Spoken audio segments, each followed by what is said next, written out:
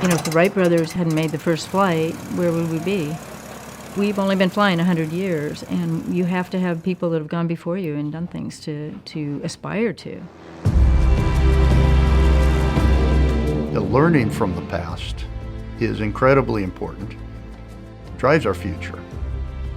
The mission of the National Aviation Hall of Fame is to remember our history, but it's also to inspire the next generation. Is that I cannot remember a time that I was not totally fascinated with aviation. And I considered that one of the greatest honors of my life, to have my name in the Aviation Hall of Fame. We must honor our heroes so we can learn from them, so we can thrive from them, and we can grow from them. It will inspire younger people, but it also will inspire older people as well. Minus 10, 9, 8. We have a go for main engine start. We have main engine start. 4, 3, 2, 1, 0. Ladies and gentlemen, please welcome to the stage the returning enshrinees of the National Aviation Hall of Fame. Former NASA Administrator Major General Charlie Bolden, Shuttle Commander Colonel Eileen Collins, Telemedicine Pioneer Ms. Joan Sullivan Garrett, Navy fighter pilot and NASA astronaut Captain Hoot Gibson, World Leader in Airport Management Ms. Angela Gittins, Groundbreaking aviation educators and entrepreneurs John and Martha King, Legendary aviator and industry pioneer Mr. Clay Lacey, Scientist, astronaut, and explorer Dr. Katherine Sullivan, Aerobatic legend Mr. Sean D. Tucker. Give them another round of applause.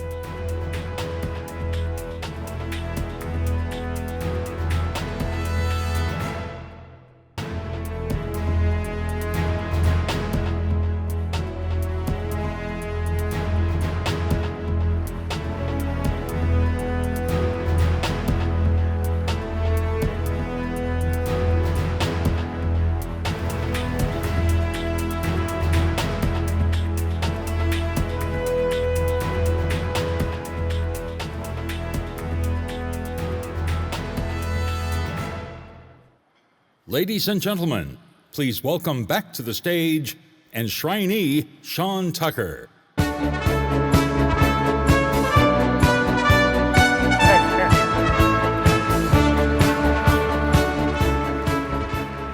Wow. Well, good evening, ladies and gentlemen. And I got to tell you, being here in this place, here, birthplace of aviation, basically, it's an absolute honor to be here tonight at the 60th Annual National Aviation Hall of Fame Enshrinement Ceremony. I'm pretty humbled. You know, and as an aviator, I've spent my entire adult life tumbling, twirling, twisting, flipping through the sky, throwing it down every single day for mom and pop, grandma and grandpa, and the kids to inspire, thrill, and educate. And without my friends who were just on this stage, without Clay Lacey for the last 50 years mentoring me, without Bob Hoover, without Hoot Gibson, we're all in this together. But none of this compares to what we're doing here. This evening is a tribute, a magnificent tribute, not only to the individuals who soared to extraordinary heights, but also to the spirit of innovation, bravery, and perseverance that defines our incredible industry. And the mission of the National Aviation Hall of Fame is very clear: to honor the heroes of aviation and also, most importantly, to inspire future generations. And let me tell you, that mission is more important than ever today. And every student we reach, every classroom that engages with our curriculum is a future pilot, a future engineer, a future innovator. And tonight is not just about looking back at where we've been, but looking forward to our possibilities ahead. So do we want to get started? Yeah, baby, let's get started, okay? Okay, I'm going to introduce you to our MC. And when I first met him, he was like 6 years old. And he was at the airport, okay? His mom was an airshow pilot. And he just wanted to fly airplanes. And so now he's a big league CNN commentator and a very accomplished aerobatic pilot. And I'm pretty sure within the next 2 years, he's going to get his airshow card. He's going to put that on there, but he's paying the dues. He's in the IAC. He loves flying. He loves our country. Will Mr. Pete Montaigne please show up? Ladies and gentlemen, our MC. Isn't he cute? Look how cute he is. Sean says I'm not allowed to start flying air shows until I score 80 or higher. Last week I got a 79 at an aerobatic competition. Good evening, ladies and gentlemen, and welcome to the 60th Annual National Aviation Hall of Fame Enshrinement Celebration. My name is Pete Montaigne, and I'm thrilled to be back hosting this event for the third year in a row, back where it all started, here in Dayton, Ohio, the birthplace of aviation. It is an honor to welcome you here tonight. 263 people have been inducted into the National Aviation Hall of Fame, and tonight we will make that number 270. Tonight's event wouldn't be possible without the generous support of all of the sponsors. And this evening's presenting sponsor is a company that has consistently embodied the spirit of innovation and commitment to aviation excellence. Garmin has long been at the forefront of aviation technology, helping pilots navigate with confidence and precision. Their dedication to enhancing the safety and efficiency of flight has made them a trusted partner in the aviation community.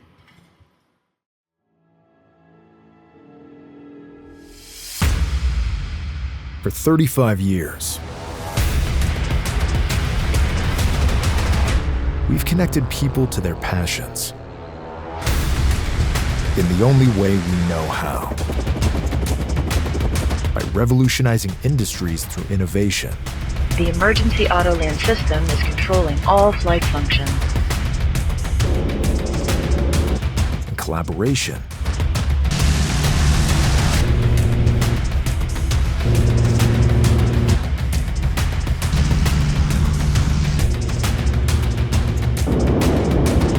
Products that become essential in the lives of our customers around the world. In the air, on the water, exploring the great outdoors, alongside you on race day, and every day between.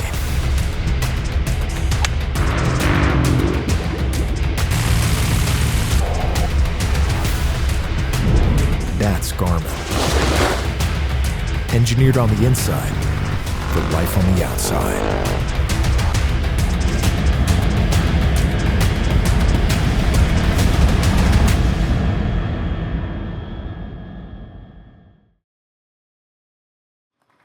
Ladies and gentlemen, please welcome the President and CEO of Garmin, Mr. Cliff Pemble.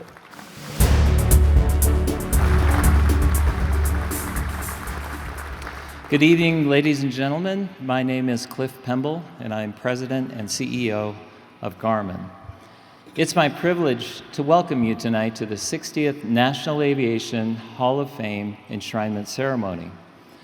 Garmin is proud to be the presenting sponsor of tonight's event, as our founders, Gary Burrell and Dr. Min Kao, are enshrined in the National Aviation Hall of Fame.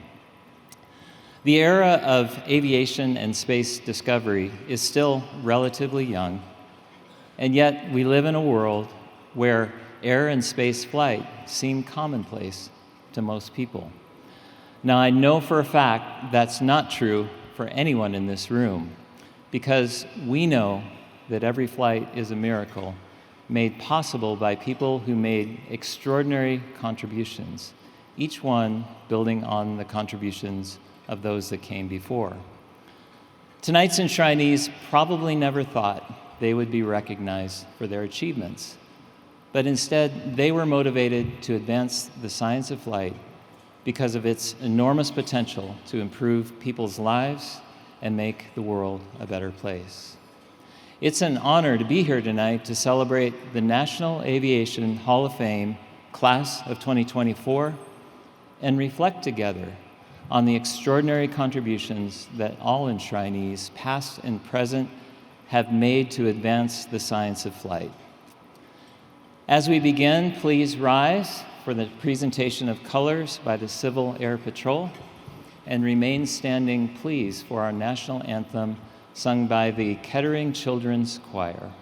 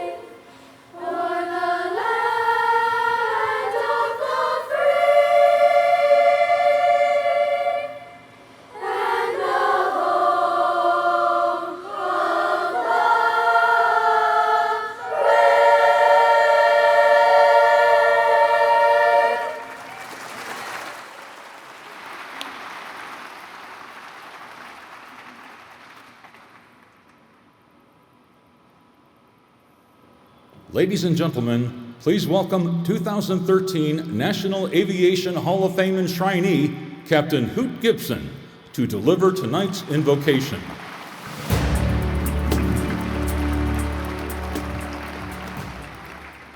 Let us pray.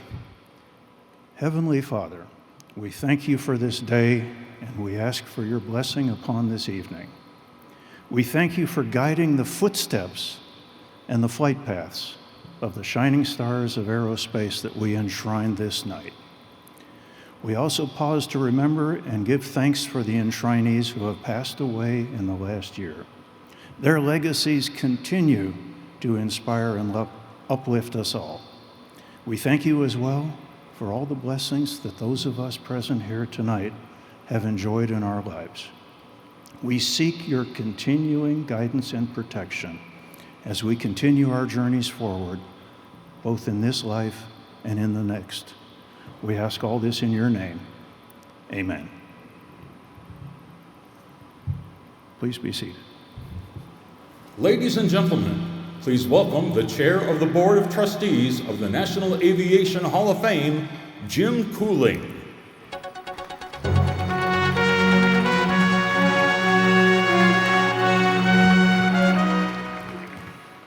Welcome. You've already received a welcome or two, and I want to thank Hoot Gibson for his inspiring invocation. And welcome back, everyone, to Dayton, to our impressive gathering of enshrinees who we just saw here. And tonight, we go out to millions around the world who want to watch us on the National Aviation Hall of Fame website, which will have a full program of this afterwards. So as Sean Tucker so clearly said, the mission of the National Aviation Hall of Fame is to honor aerospace legends to inspire future leaders by recognizing the tenacity, persistence, skill, and courage of the men and women of the air and space industry. We are honored that you are here with us in this beautiful museum of the United States Air Force to celebrate the 7 individuals who are going to be enshrined tonight. These men and women have shaped the landscape of aviation and aerospace. At this time, I would like to recognize a few dignitaries that are with us tonight and industry leaders. If you would please stand and then hold your applause till the end. I don't think that I would want to have an evening without noting General Fig Newton is here with us today at the NBAA table.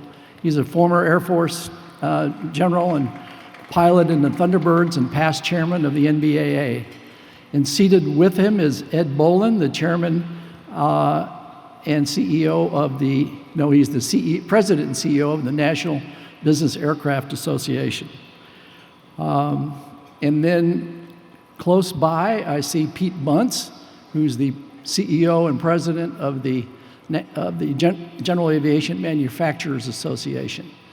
And then we are honored tonight that the administrator could not be with us, the FAA administrator, and we have Eric Amend, the regional administrator for the FAA in Chicago, representing the administrator and deputy administrator. And then I think we all owe a debt of thanks and want to thank Amanda Wright Lane, where are you, Amanda? Amanda Wright Lane, who's the grandniece of Orville and Wilbur Wright, and who gave a wonderful tour of the Wright brothers' home today for many of you that were able to see it. And then finally, I'd like to recognize the men and women who in this room serve and work diligently as trustees of the National Aviation Hall of Fame. I think there's 24 of us, and including our vice chairman, Doug Swartz, and our president and CEO, Amy Mariyama. If you all would please stand to be recognized.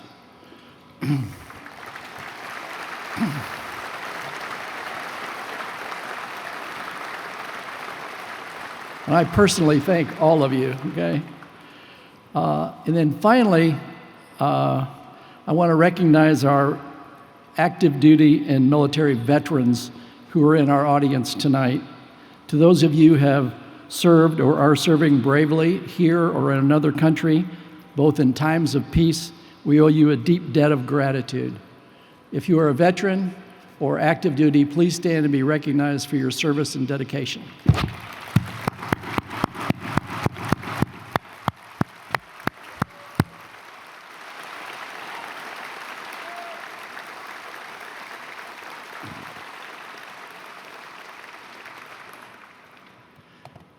And I think you've heard a little bit about who some of our sponsors are, but I just want to repeat again how much we appreciate our presenting sponsor, Garmin, and the Garmin team who are represented at tables right here in front of us. And Cliff Pemble, you heard from just a few minutes ago. Thank you, Cliff. And we're also pleased that Gary Burrell and Min Kao are going to be entering the National Aviation Hall of Fame this evening. Our president's reception last night, which was really well done and excellent, was sponsored by Cirrus Aircraft, and Pat Waddick serves as both an officer and trustee of the National Aviation Hall of Fame. Pat, thank you, wherever you are. I don't see you. There's Pat right down here in front. Pat, we are thankful to Cirrus for your ongoing support, not only at this event, but for our Heritage Hall and Education Center, which you saw earlier, and through support of our education programs, one of them, which is Discovering Flight with the National Aviation Hall of Fame. And we have some other special sponsors. Honeywell was our bar sponsor. Thank you, Honeywell. And Jet Aviation was taking care of our enshrinees as they visited Dayton tonight.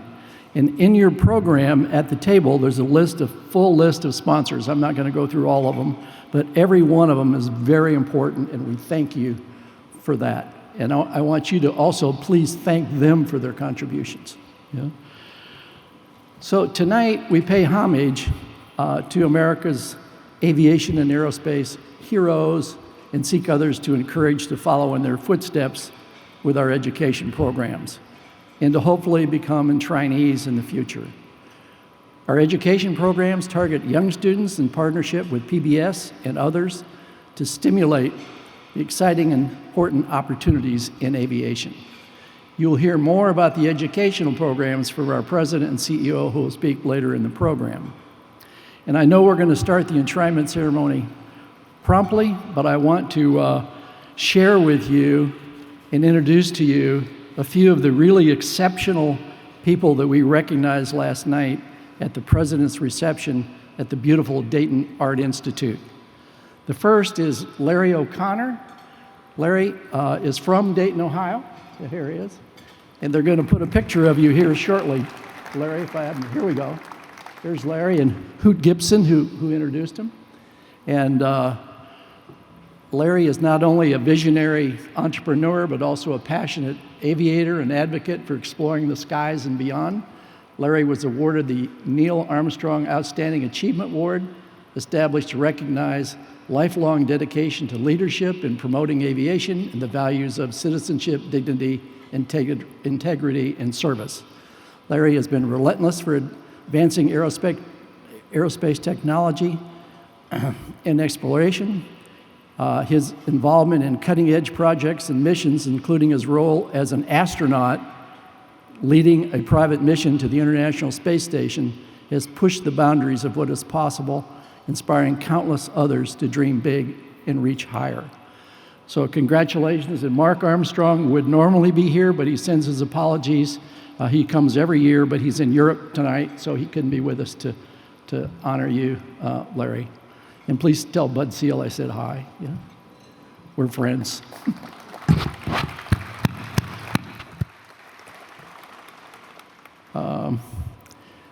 We started last year a Congressional Leadership Award, and if you saw in the hall, there's a beautiful plaque of the congressional awardees. And this year we presented the award to Congressman Rick Larson from Oregon, the ranking member of the House Committee on Transportation and Infrastructure, and also to Congressman Mike Turner, chairman of the House Intelligence Committee, who's from here in Dayton. Now, he couldn't be with us tonight, but his family, some of his family is here in the audience. So we see, could you stand? Here we go. I think that's his daughter. Thank you for being here. And tell your father we miss him. You know, but it was great to have him last night. Yeah. And to please look at his award in the hall. Now, this award recognizes American leaders whose dedicated public service has significantly propelled advancements in aviation. The next award that we did is for the Whiteman Team B-2 Spirit Stealth Bomber. The National Aviation Hall of Fame presented the Milton Caniff Spirit of Flight Award to the dedicated Whiteman team that operates the B-2 Spirit bomber. The award was accepted by Keith Butler, who was here with us this evening, and it recognizes the skill, dedication, and bravery of the men and women who maintain it, fly and maintain it. And here we have a picture of the team behind me. Oh, and there we have a picture of the stealth bomber, known around the world as a symbol of American technology, and at home as an inspiration to all Americans who have seen it fly at numerous air shows, nationally televised sports events, and the annual Rose Bowl parade in California.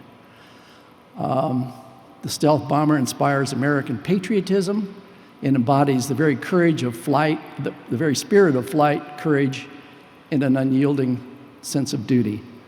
And as I said last night, the last time I saw the B-2 bomber fly was over Arrowhead Stadium before the Chiefs-Ravens game, and it inspired the Chiefs to win by a toe. You know?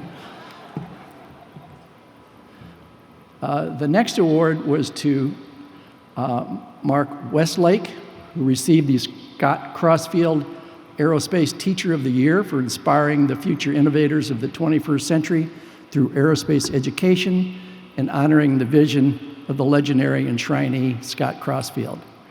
Mark is a STEAM educator from Minnesota who has dedicated his career to igniting a love for science, technology, engineering, arts, and math in his students. There he is, looking good. His commitment to hands-on learning, from leading student experiments in rocketry to guiding them through complex engineering challenges, has created an environment where curiosity thrives and students are encouraged to push the limits of what they can achieve. At this time, I think it'd be nice if Larry O'Connor, Mark Westgate, Colonel Keith Butler of the 509th Wing at Whiteman Air Force Base, and the other Whiteman B-2 team members all stand to be recognized, if you would.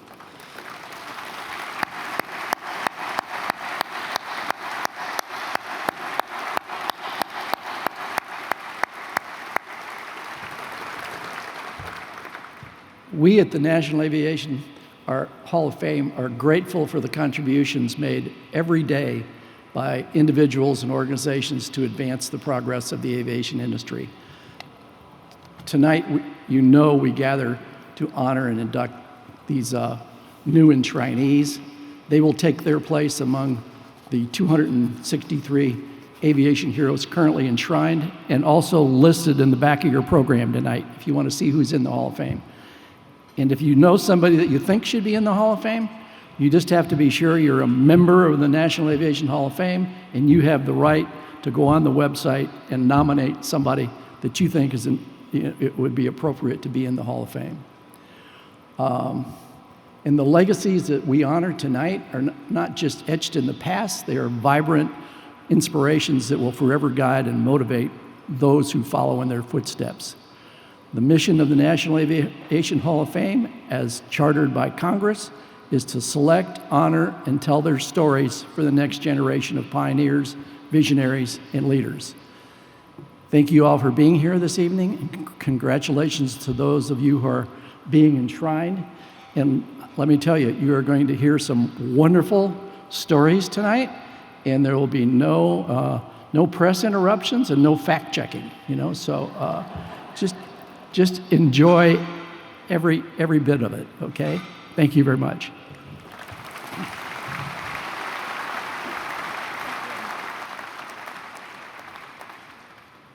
If you are anything like me, you can probably think that tonight feels occasionally like a bit of a dream. To share the stage with 7 individuals who have done everything from making aviation safer to making it more inclusive. They aimed our gaze beyond our atmosphere while making our world smaller and more accessible. They are your heroes, and they are mine. Like I said before, this is the 3rd year that I've had hosting this event, and that excitement hasn't dimmed on me even a little bit, especially here in the birthplace of aviation. Earlier today, our inductees got a chance to tour Hawthorne Hill, the home of the Wright family, and to borrow a phrase from one of Orville and Wilbur's great-grandnieces, you don't leave Dayton by flying away, you float home. My personal connection to Dayton is that my late mother, Nancy Lynn, was born and raised here. She became an aerobatic flight instructor and airshow pilot, and loved to say one of her earliest memories of aviation was seeing B-52s printed on the side of paper grocery bags here at Dorothy Lane Market. 20 years ago, my mom was invited here to fly in the Dayton Air Show, and in a fun twist of fate, it was also where I got my start in broadcasting as a 15-year-old announcer for her air show routine. It's a pretty unique childhood, to say the least. When my mom and I signed autographs at air shows, we came up with this tagline, "Inspiration is our mission," which is pretty fitting, since that is almost exactly the mission statement of the National Aviation Hall of Fame, honoring aerospace legends to inspire future leaders. You could say that some of that is working with the aviation industry rocketing back from the depths of the pandemic. I spoke to John and Martha King earlier today, and they told me that 2023 was their best year for teaching the world to fly in 50 years of business. Last year, it is pretty incredible. Last year, the FAA issued a whopping 70,000 new student pilot certificates. That is not a small jump. That is a nearly 25% increase over 2022. So the trends are looking pretty good, not just for pilots, but just down the road at Cincinnati Northern Kentucky International Airport, they're gearing up for a huge demand of aviation maintenance technicians. A brand new $8 million school just opened up there, and if students sign a 3-year contract, they get their airplane and power plant certificate on full scholarship. I know it's pretty hard to get excited by numbers, but the point here is the surge in interest in aviation and aerospace would not be possible without the people we are honoring here tonight. They have capped an industry, they have seized records, they have blazed trails. Put it another way, they built the runway. Okay, so how do you feel about meeting some of our enshrinees tonight?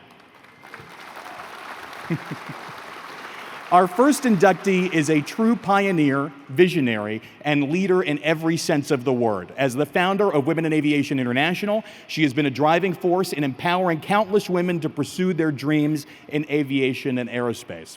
Her work not only created opportunities for women to pursue careers in aviation, but it also fostered a community of support, mentorship, and inspiration.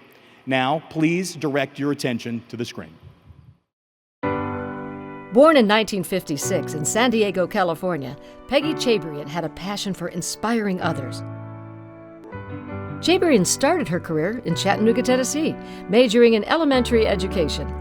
After taking her first plane ride in a 1946 Air Coupe, she immediately fell in love with aviation and ultimately decided to transfer to Middle Tennessee State University, changing her major to aviation management. In 1980, Chabrian had achieved her bachelor's in aviation management along with her Master of Education degree in aerospace education. 5 years later, she graduated with her doctoral degree in higher education administration. After graduating, Chabrian began serving as the department chair of the aviation management program at Georgia State University in Atlanta. While there, she wrote a training course outline for putting on flight instructor refresher clinics that were approved by the FAA. In 1986, Peggy Chabrian was hired as an associate professor for the Aeronautical Science Department at Embry-Riddle Aeronautical University in Daytona Beach, Florida. It was here where she truly realized the lack of women majoring in aviation, with only an astonishing 4% of students that were female. It was at this time that the idea formed to create a conference with a theme around women in aviation and their contributions. In March of 1990, the first Women in Aviation Conference was held in Prescott, Arizona, through Embry-Riddle with 150 attendees. The conference has since grown to over 5,200 attendees. Chabrian continued to organize the annual Women in Aviation conferences from 1991 to 1995 through Parks College during her time there as dean. It wasn't until 1994 when the idea took hold to form the nonprofit organization we know today as Women in Aviation International. WAI focuses on supporting women in any aviation career or interest, like mechanics, air traffic controllers, aeronautical engineers, pilots, and more. In 1996, WAI became the only entity organizing the annual conferences and held their first one in Minneapolis, Minnesota. And I want you to know that you are important to the aviation industry. This conference and this organization is here to support you. You are the conference. You are Women in Aviation. Thank you. Northwest Airlines was the major sponsor of this event in Minneapolis, offering a type rating scholarship. The scholarships then continued to expand over the years, providing pilot certificates, aviation maintenance, leadership scholarships, and even a space scholarship. In 2017, WAI had reached the $10 million mark in scholarships, awarded to more than 1,700 individuals, and in 2019, Chabrian retired from WAI. Today, Women in Aviation International is the largest nonprofit organization in the world dedicated to increasing the number of women involved in all aspects of aviation and aerospace, with more than 20,000 members in 120 countries. Now please welcome educator and advocate Dr. Peggy Chabrian into the National Aviation Hall of Fame.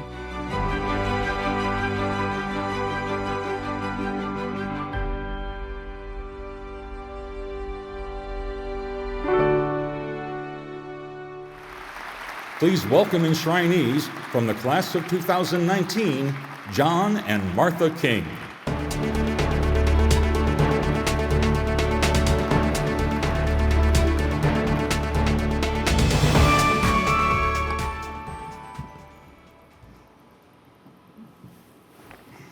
Folks, it would be easy to imagine that a Hall of Fame enshrinee would be tough, feisty, and hard-driving.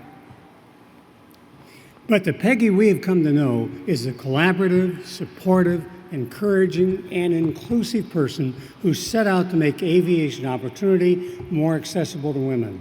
She started with a conference. Afterwards, attendees said, "That was wonderful. How do I join?" But at the time, there was no organization to join, so Peggy created Women in Aviation International. WAI created both scholarship and employment opportunities. Airlines began to view WAI as a powerful recruiting tool, and companies became so eager to help that they donated both scholarship money and type ratings. In fact, in 1996, at the very first conference put on by the new organization, Northwest Airlines offered a type rating in any aircraft they flew. And when the scholarship winner was asked what airplane she wanted to fly, she immediately said Boeing 747. A couple years later, Peggy went to solicit scholarships from Delta Airlines. And as she sat down, she realized that she was carrying a notepad from that year's conference which showed American Airlines as a sponsor, and she was careful not to display that logo. But then the executive vice president of Delta presented his own notepad from that conference, showed the American logo to his team, and said, "American Airlines is obviously deeply ahead of us here and deeply involved with WAI, and we're not even there. We need to change that." Part of Peggy's success comes from being extremely attentive to the needs and the culture of the companies she works with. For instance, one year she had 2 appointments in Dallas with American Airlines in the morning and Southwest Airlines in the afternoon. She started her day at American formally dressed in a skirt, a blazer, and heels. Then, mindful of Southwest's less formal culture, she dashed back to her hotel and changed into a polo shirt, Dockers, and loafers for her meeting with them. Inclusivity, whether it's with pilots, air traffic controllers, maintenance technicians, educators, students, women, or men, is at the very core of the organization that Peggy created. And it explains why they've been able to accomplish so much. Now, one of the things that is so inspirational about women in aviation is the sense of camaraderie and support. At the first conference in 1990, there were a few women aviation mechanics, and they were excited to find each other at the event. One of them said to Peggy, "It was so nice to come to an aviation event where there were other female mechanics." She was from a small airport in Idaho, and she'd seen female pilots come through, but she had never met a female mechanic. Now, every year, the sense of camaraderie at WAI becomes more and more powerful. After Ed Stimson, who was at that time the president of the General Aviation Manufacturers Association, came to speak to the group, he told Peggy how impressed he was with their willingness to participate in helping pass new legislation to help manufacturers by contacting their members of Congress. Martha and I look forward to an aviation future with many more successful women in all fields of aviation. It is our very deep pleasure to present Peggy Chabrian for enshrinement into the National Aviation Hall of Fame. Please welcome Peggy. Tonight, we welcome founder of Women in Aviation International, Dr. Peggy Chabrian, into the National Aviation Hall of Fame.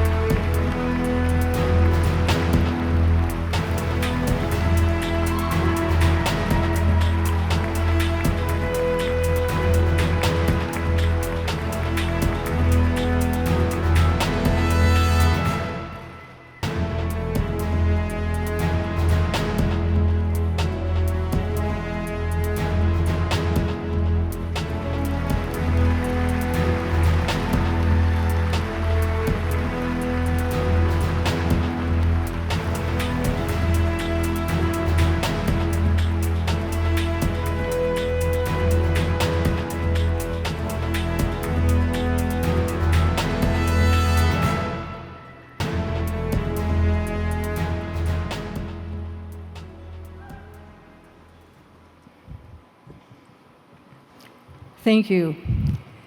I was surprised, humbled, and grateful to the National Aviation Hall of Fame when receiving the phone call I'd been selected as one of the enshrinees into this prestigious organization. Thank you to the Board of Trustees and the Nomination Committee. And thank you, John and Martha, for that very gracious introduction. John and Martha, incidentally, were both inducted into the Women in Aviation International Pioneer Hall of Fame in 2023. This is part of the evidence that WAI, ever since its beginning, has always been open to everyone, women and men.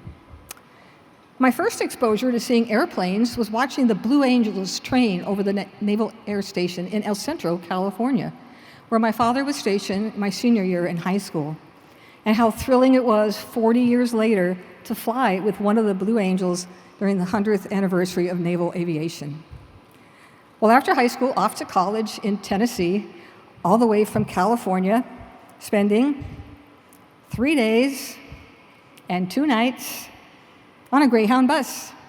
I'd never been on an airplane. The summer before my senior year in college, I actually took my first airplane ride in a 1946 Air Coupe, and I was hooked. Soon after that first flight, I joined a local EAA chapter in Chattanooga. And during the monthly meetings, the members had a period of time where they would stand up and say what they had done that last month in restoring an airplane or their home building project. And I would just, sit there and let the go past me. And after about 3 or 4 meetings, somebody said, well, Peggy, you can give us a progress report too on your flight training. Oh, okay, well, I soloed last month or whatever it was. They made me feel very welcome. And I have to say, that's how I felt my entire life from the aviation community and so many of you here this evening. Well, not too long after my first flight, I attended my first EAA event in Oshkosh, and all I could think was, wow, what an experience, so many airplanes to see and so little time. That week went by too fast. Well, many years later, while serving on the board of EAA and sitting next to Paul Poperesny, the founder, during a board lunch, I told him about the new organization, Women in Aviation, that was just starting, and I asked him the question. I said, if you were to start EAA all over again, what would you do the same, and what would you do differently? I figured he'd take, 5 or 10 minutes and shoot out a couple things. We spent an hour and a half, but one of the key points that he made was he said that the EAA chapters were like the little churches of the organization, sharing the message and engaging members year-round at the local level. Good idea for women in aviation. The first Women in Aviation Conference was held in Prescott, Arizona, through Embry-Riddle Aeronautical University, where I was Associate Dean. The idea grew out of the fact that at both campuses, Daytona Beach and Prescott, there were very few women students at the time. That is not the case now, I'm glad to say, but at that time, it was only about 4%, and the retention rate was low. So the idea kind of came about, well, why don't we put on a conference, a seminar, we'll bring in some women from different parts of aviation, let them talk about their careers and what they've done, and be an inspiration to the student and encourage others. So in organizing that first conference back in 1990, I contacted all the women in aviation personalities I could think of. So we invited Gina Yeager, Moya Lear, Bobby Trout, an early pioneer, and one of the WASPs, Dr. Bird Granger, among others. Although it was not in the script, and it certainly was not in any planning for that first event, I walked up to the podium that morning and said, welcome to the first annual Women in Aviation Conference. People reminded me of that several years later. But when the decision was made to hold a second conference, I'd now gone from Embry-Riddle to Parks College, and it was kind of a similar situation, not a lot of women students. And I thought, well, let's put on another similar conference here in the St. Louis area. But then I'm embarrassed to say, I was saying to people, who are we going to ask to speak? We invited all the famous women in aviation that are out there, right? Wrong. After 34 conferences, I think we found a few others from time to time. Move ahead to the third conference, it was going to be in Las Vegas. One of our keynote speakers that year was General Chuck Yeager. I saw him at another aviation event several months beforehand, and I was talking to him in the hallway, telling him a little bit about the Women in Aviation Conference. And I was getting ready to go to a meeting with Phil Woodruff from the FAA, and I said, well, I've got to go to this meeting. And I just kind of jokingly said, well, General Yeager, it'd be great if you came and gave a talk. He said, well, when is it? So I gave him the dates and the location. He said, I'll check my calendar. All right. Well, I thought he was being very polite and very nice, but he caught me later in the hallway, and he said, I checked those dates. I'm available. When do you want me? Opening day, first session speaker. Thank you. So an important lesson I learned, don't be afraid to ask because somebody just might say yes.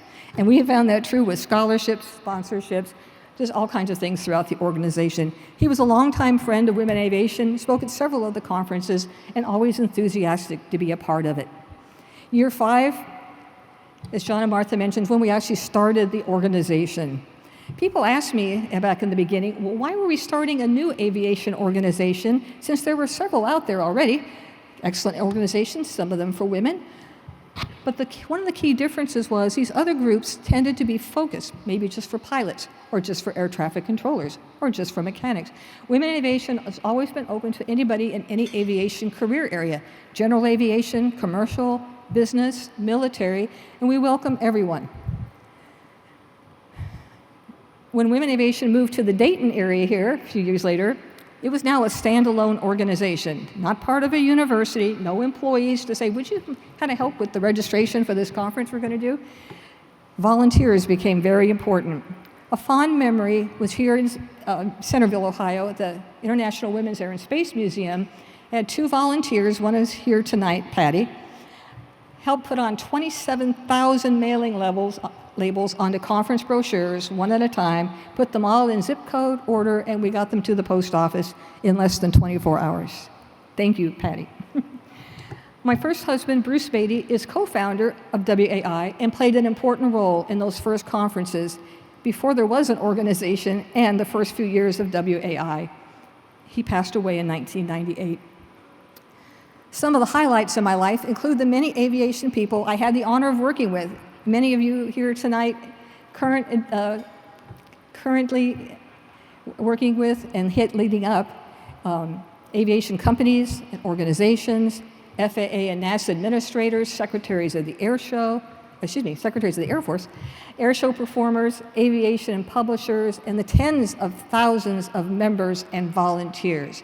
And I'm going to tell a little story because Sean reminded me of something when he came up here tonight. Sean, where are you? All right. Hey, hey, Sean.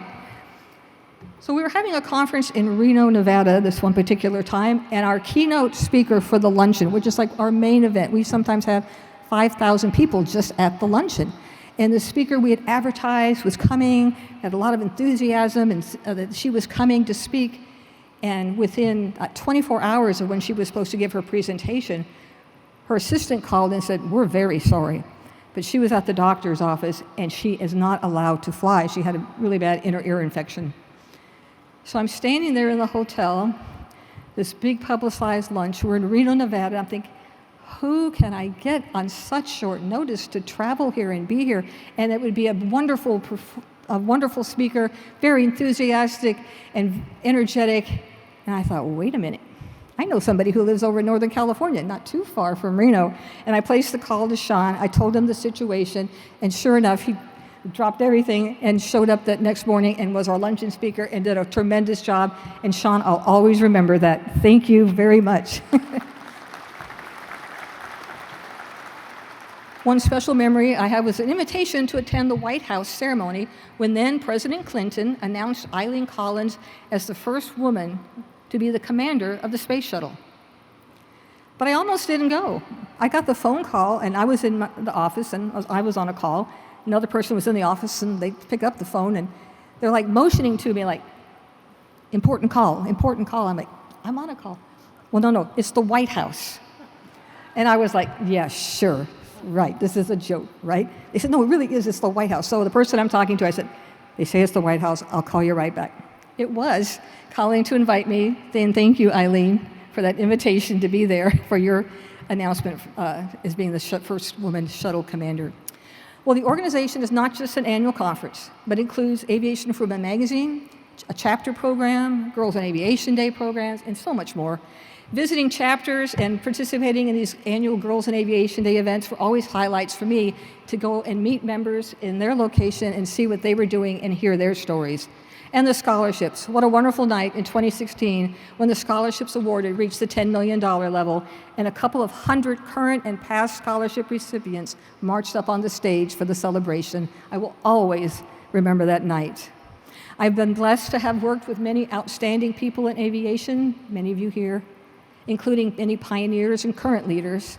Thank you to members of my family and friends, WAI board members, founding, past, and current, volunteers, staff members, past and current, colleagues from Embry-Riddle, and of course, King Schools. You are all the reason that I am here and receiving this award for all of the things you have done and made Women in Aviation the success that it is. And a final special recognition to my husband, Jerry Chabrian, who has been the most important person in my life, an encouraging, supportive, longtime volunteer, board member, and lifetime member of WAI, the person often behind the scenes who made many things run smoothly and continuously introduced new ideas for improvement. You, Jerry, are truly the wind beneath my wings. Thank you. God has blessed me in many ways, and I want to give him thanks for his guidance in my life. And thank you again to all of you in the National Aviation Hall of Fame and the past enshrinees who have made me feel welcome this week. Thank you.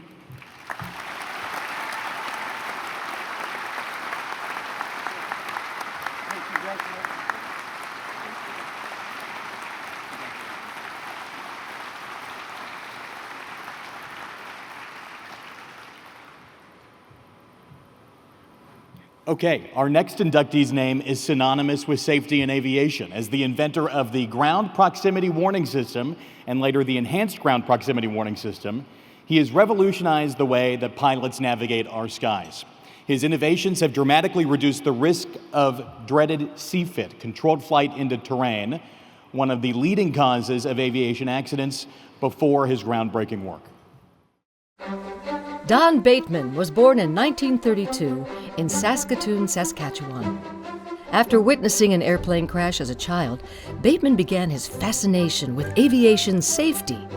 In 1956, Bateman achieved his electrical and electronics engineering degree at the University of Saskatchewan.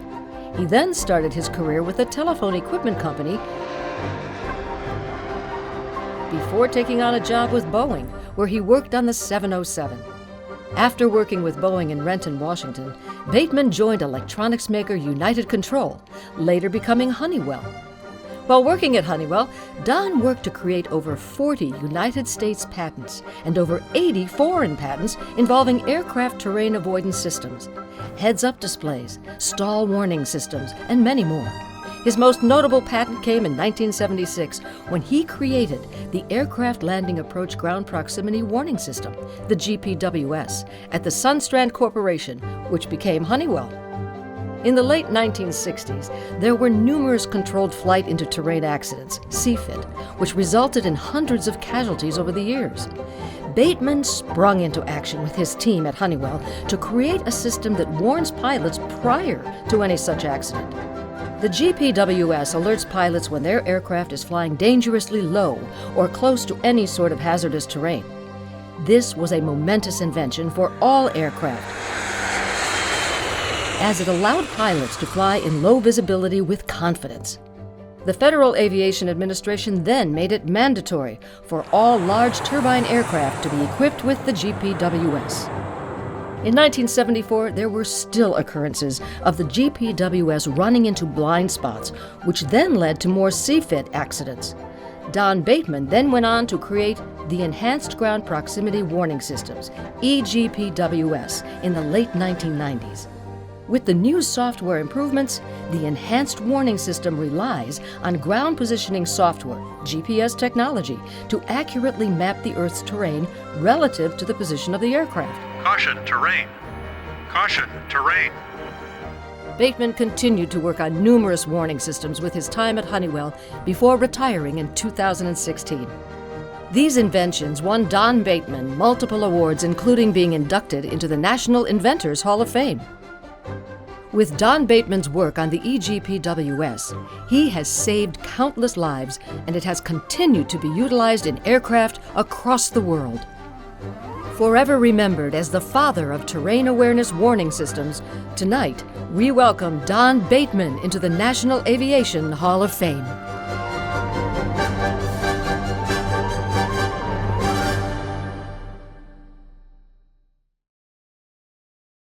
Please welcome Jim Courier, the president of Honeywell Aerospace.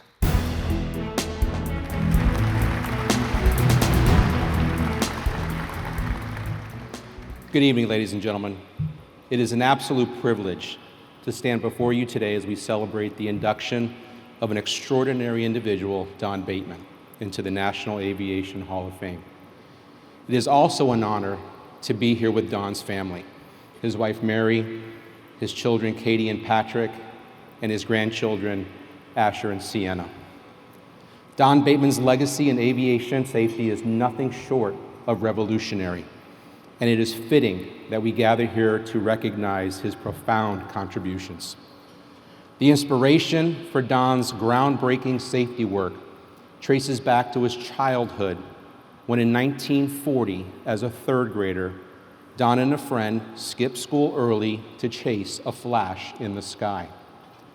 They rode their bicycles past military police to the crash scene and witnessed the aftermath of a mid-air collision near a military base in Canada.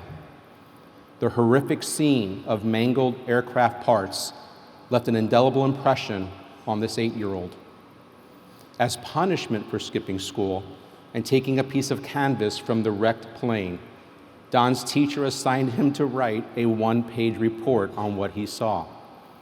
Upon reading the report, his teacher told Don that he was destined to become an engineer because of his spelling. Thus began Don's journey as an aviation safety engineer. His dedication to saving lives by making aviation safer led him to form a team of mavericks, a group of engineers with a unique passion for what they were building and a strong sense of purpose. 2 of those mavericks are here with us this evening, Thea and Yasuo.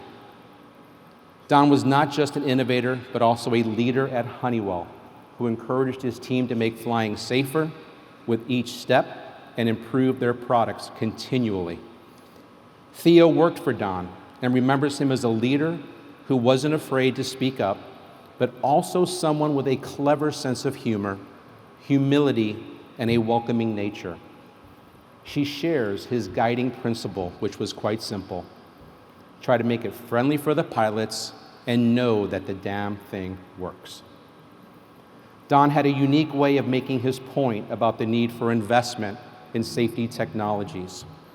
At a technology symposium hosted by our former Honeywell CEO, Dave Cote, Don held out his baseball cap, upside down, asking for safety technology investments.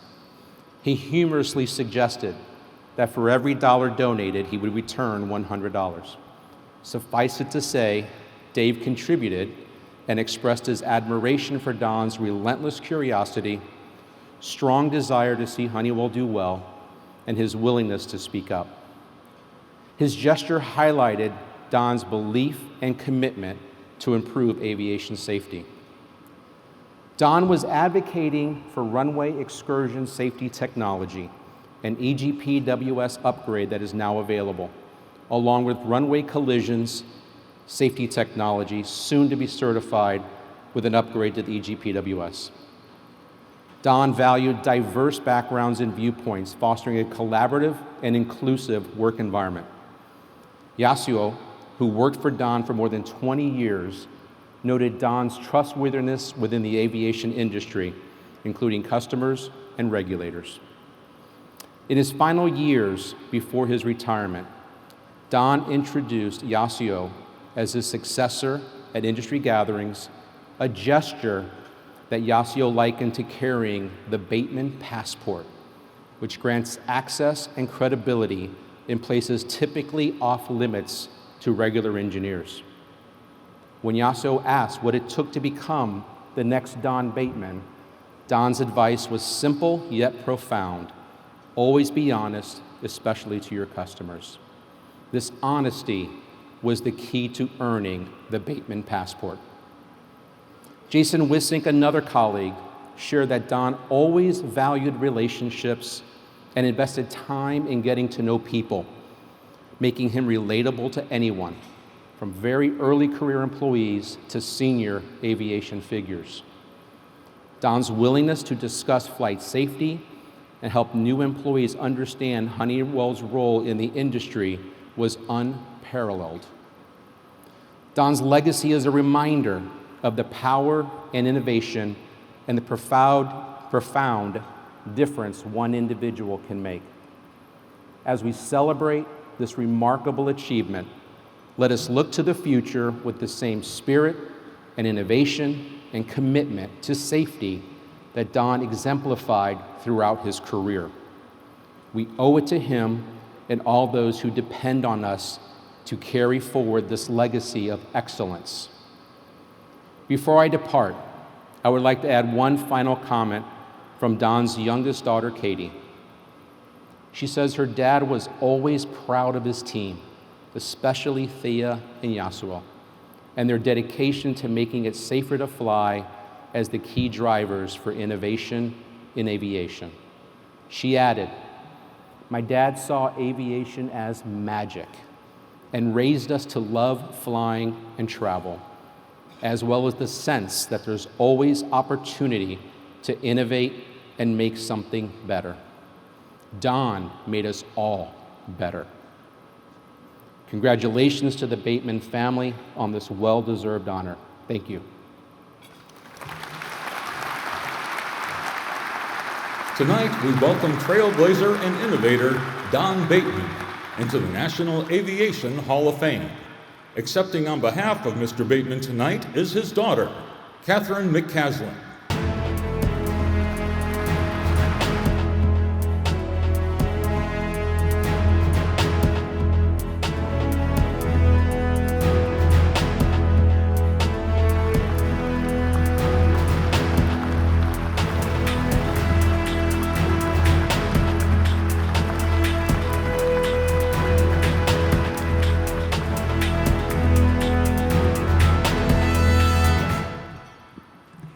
Thank you so much, and thank you, Jim, for such heartfelt, wonderful remarks about my dad. You captured him wonderfully. Good evening, everyone. My name is Katherine McCaslin, and as one of Don Bateman's 4 children, on behalf of the entire Bateman family, I'd like to say thank you to the National Aviation Hall of Fame for recognizing my father's contribution to aviation safety. My dad would have been so honored to be recognized by an organization so dedicated to inspiring the next generation of aerospace leaders and innovators who will continue the work of making flying safe. The National Aviation Hall of Fame's vision to capture the imagination of the next generation of aerospace leaders is especially meaningful to me because my dad's legacy is founded on being introduced to the wonder and magic of aviation when he was a young child himself. In fact, 2 early encounters with aviation inspired my dad to build his life around making aviation safer, one of which Jim shared earlier. So that mid-air collision that occurred during World War II training exercises in his hometown of Saskatoon, Saskatchewan, was a pivotal and profound moment for my dad. Well, him and his classmate raced their bicycles over to that accident scene, skipping school.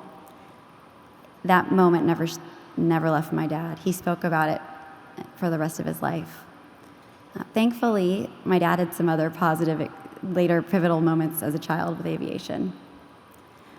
Just a few years later, when my dad was then 11, his local newspaper sponsored an essay contest, inviting students to write on what it would be like to fly an airplane. The winner would have the opportunity to take a short flight with a young pilot to be featured in a newspaper article. My dad entered the contest, and much to his surprise and the surprise of his English teacher, he won. Well, it was just a brief flight. My dad's heart and mind was forever captured by the wonder of aviation, in the same way that it has captured the hearts and minds of so many before him, and so many of you here in this room tonight, and so many more to come. My dad's love of aviation and its endless possibilities for humanity inspired in him a determination to reduce, if not completely eliminate, controlled flight into terrain accidents. He was lucky enough to surround himself with a hand-picked team of equally passionate individuals who helped contribute to the development of the Ground Proximity Warning System and later the Enhanced Ground Proximity Warning System, or EGPWS. Many of the individuals from his team, along with a number of trusted industry experts who provided support along the way, are in this room tonight. And I want to recognize their contribution to making commercial aviation so incredibly safe that so many of us are able to take for granted the safety and reliability each time we board a flight. In 2011, my dad was awarded the National Medal for Technology and Innovation by President Obama. He and the other award recipients had the opportunity to privately meet with the president after the award ceremony. In this meeting, my dad expressed his admiration for the president's work and commitment to the country, which the president replied, "There is still so much work to be done." These words resonated deeply with my dad, and he spoke of them often because they were the foundation for his own life. My father believed that as long as anyone has breath in their lungs, there is still work to be done and opportunity to do it, and that it's never too late to start that work. It's never too late to do good in the world, to embrace curiosity, to learn, to try something new, and to do the work to inspire others with the possibilities of aviation and its ability to make our incredibly vast world a much more connected place. Thank you to the National Aviation Hall of Fame for doing the work of inspiring the next generation of aerospace innovators. And thank you for recognizing my dad and his contribution to flight safety. Thank you.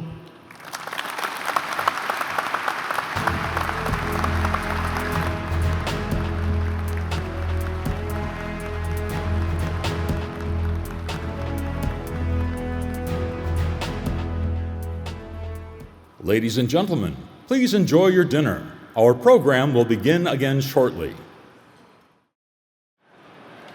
Ladies and gentlemen, please welcome our Master of Ceremonies, Pete Muntean, back to the stage.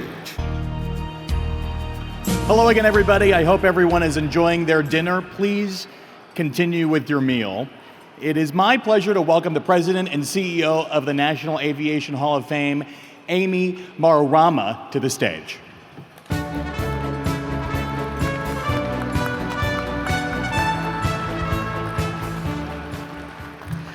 Good evening, everyone, and thank you so much for being here. I want to begin by thanking our hosts at the National Museum of the United States Air Force and the Air Force Museum Foundation. They are tremendous partners to us in all things, and I can think of no better place to be than here in this spectacular home for this significant celebration, so thank you. I'm deeply honored to stand before you tonight as we gather to celebrate our nation's greatest aviation heroes and also the momentum that we've built together over the past few years. Thanks to your unwavering support, the National Aviation Hall of Fame is thriving. Our educational programs are reaching new heights, and our mission to inspire the next generation of aviators has never been stronger. Just a few years ago, we launched our aviation STEAM classroom curriculum, Problem Solving with Wilbur and Orville, in partnership with our good friends at PBS. And I'm proud to share that it has now reached over 6,500 classrooms across the country, sparking curiosity and passion for aviation in hundreds of thousands of students. And yeah, right? It's pretty amazing. But tonight I'm thrilled to announce that in 2025, this curriculum will be available on PBS Learning Media. This national platform will reach millions of teachers and students each year. This is really a game changer for our mission, ensuring that the stories of our enshrinees and the wonders of aviation can inspire young minds from coast to coast. This year also marked the opening of the Joe Clark Innovation Lab, an extraordinary space right here dedicated to hands-on learning and creativity. Named in honor of enshrinee Joe Clark, an aviation visionary whose winglet innovations have transformed our industry, the lab represents the future of education. It's a place where tomorrow's engineers, pilots, innovators will explore their potential. And I'd like to take a moment to recognize the generous supporters who made this incredible resource possible. The Bruce McCaw Family Foundation, Gary Dunn and Aviation Partners, the National Aviation Heritage Alliance, Cirrus Aircraft, Garmin, and our very own enshrinee Clay Lacey. Your belief in our mission is helping to cultivate the next generation of trailblazers. Thank you.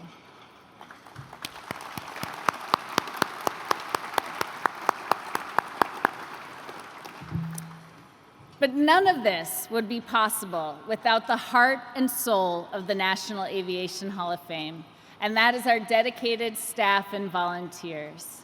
Each and every day, this team works tirelessly to bring our mission to life, ensuring that our programs run smoothly and our enshrinee stories are told.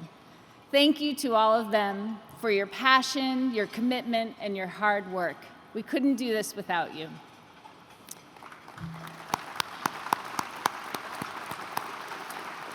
So as we reflect on our accomplishments and look toward the future, I'm especially excited to share one more piece of wonderful news. The National Aviation Hall of Fame has recently received an unrestricted gift of $600,000 from a close friend of our organization and board.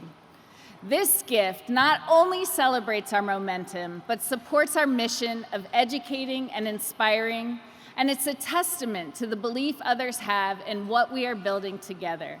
And I hope this inspires all of you here tonight to consider how you too can help us continue to grow, innovate, and honor the legacies of aviation's finest. Thank you for being part of this journey. Together, we are ensuring that the stories of aviation's past will fuel the dreams of tomorrow. Let's keep soaring. Thank you.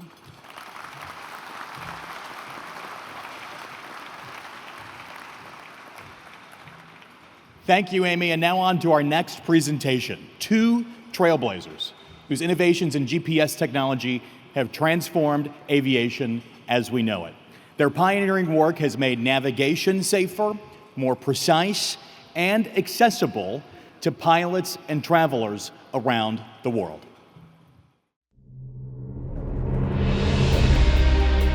Gary Burrell and Dr. Min Kao grew up over 7,500 miles apart from one another, yet their paths eventually crossed, resulting in one of the most unique and compelling partnerships in modern business history.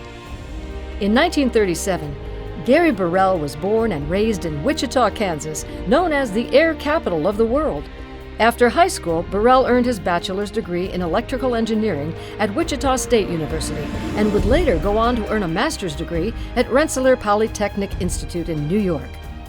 In 1949, Dr. Min Kao was born in the small town of Zhoushan in central Taiwan.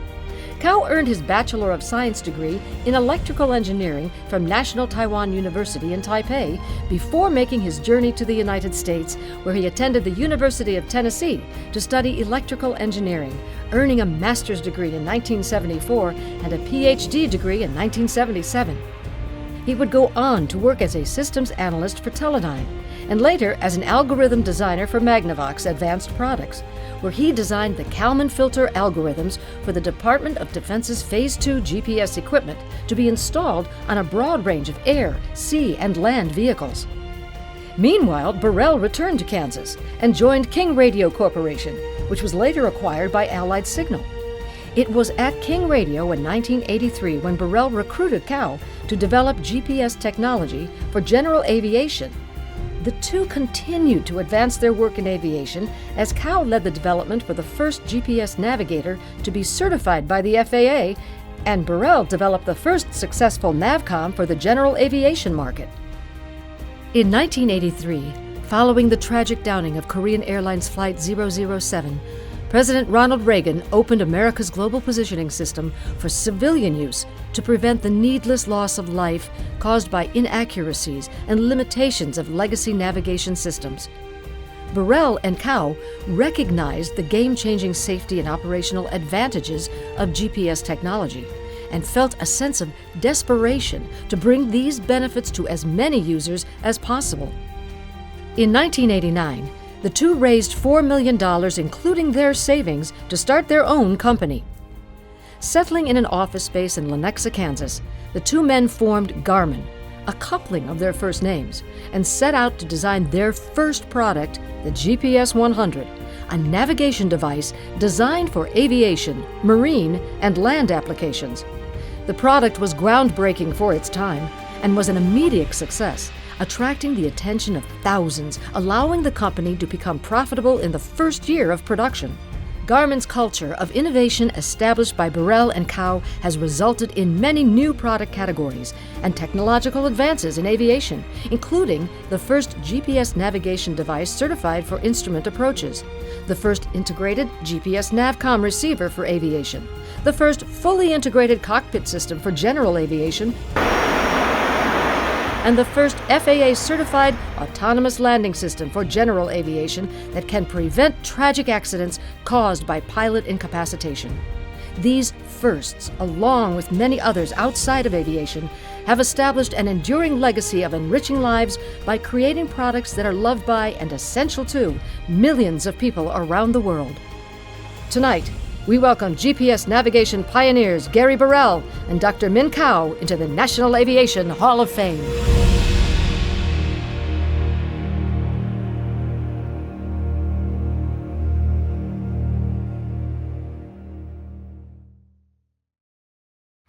Please welcome back President and CEO of Garmin, Cliff Pemble.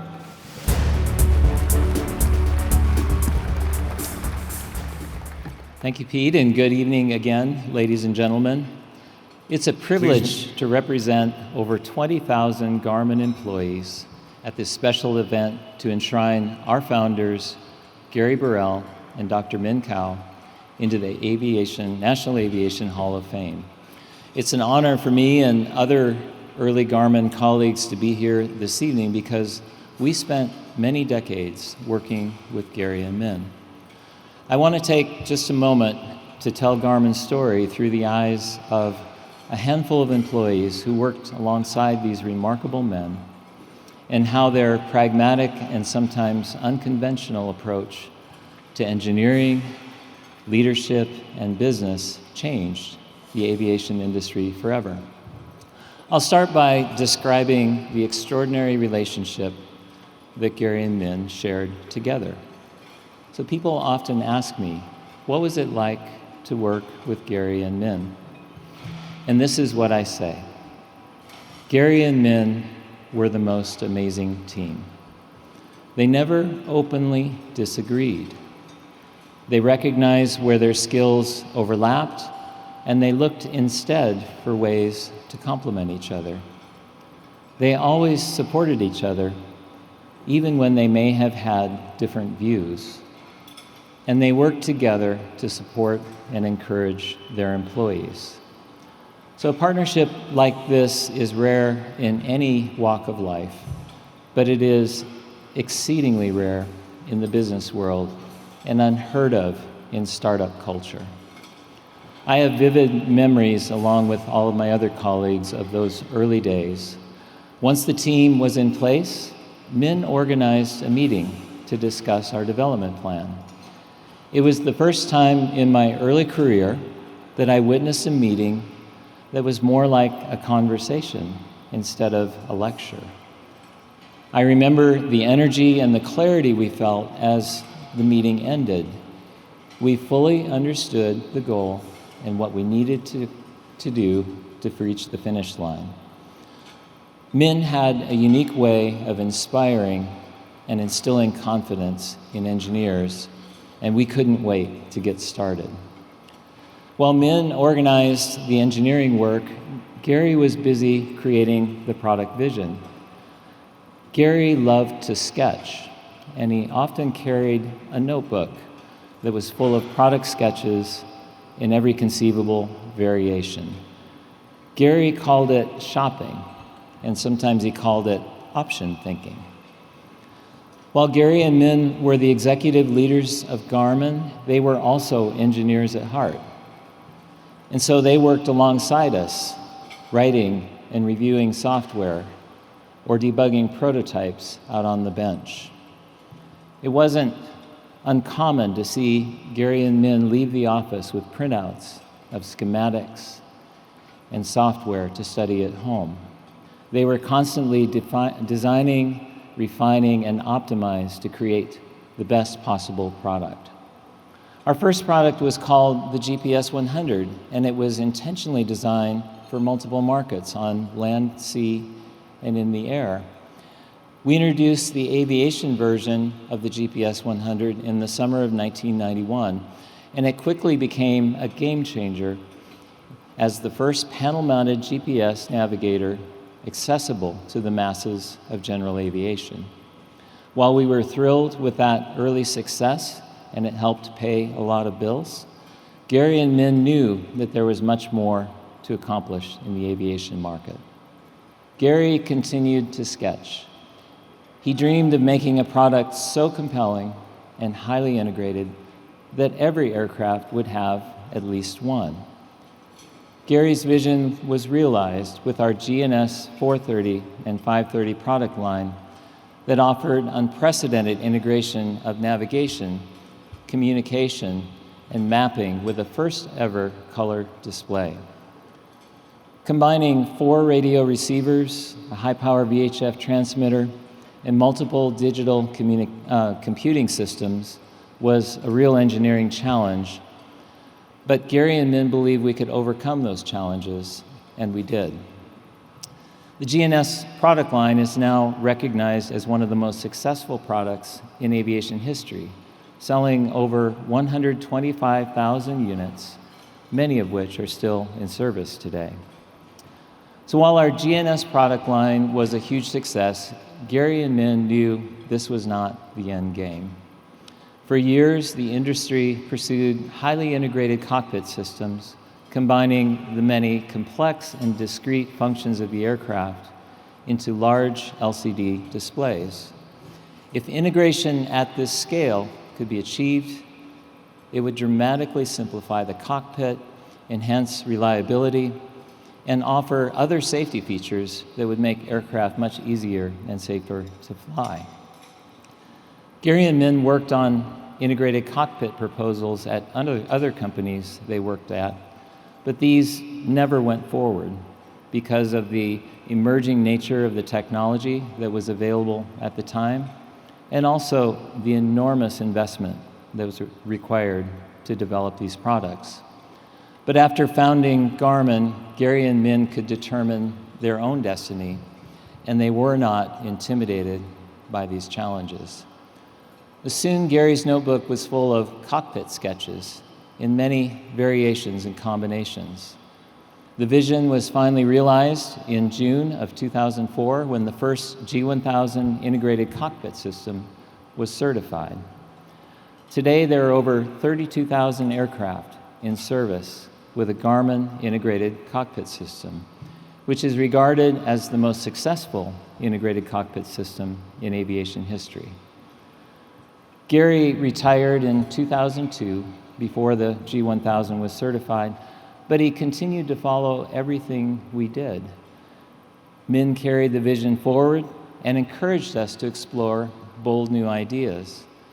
The unique engineering culture that Min created resulted in award-winning innovations, such as electronic stability protection that helps prevent loss of control accidents, and more recently, Emergency Autoland, which won the prestigious Robert J. Collier Trophy in 2020 as the first system. Thank you.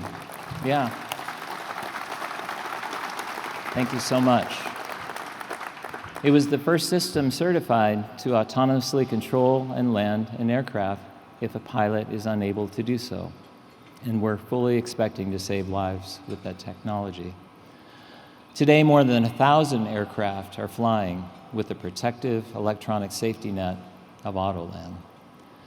So many of you are wondering how all these things were accomplished with just two men. Gary and Min always downplayed their contributions, instead focusing on the contributions of others. But a handful of ordinary people could not accomplish what we did without the vision, inspiration, and leadership that Gary and Min provided.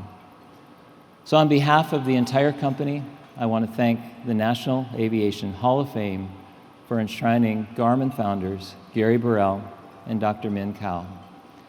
As a company and as an industry, we are forever grateful for their contributions, and we celebrate their enduring legacy. Tonight, we welcome engineers and founders of Garmin, Gary Burrell and Dr. Min Kao, into the National Aviation Hall of Fame. Accepting on behalf of Gary Burrell is his granddaughter, Ruthie Burrell. Garmin VP Phil Straub will read remarks written by Dr. Min Kao.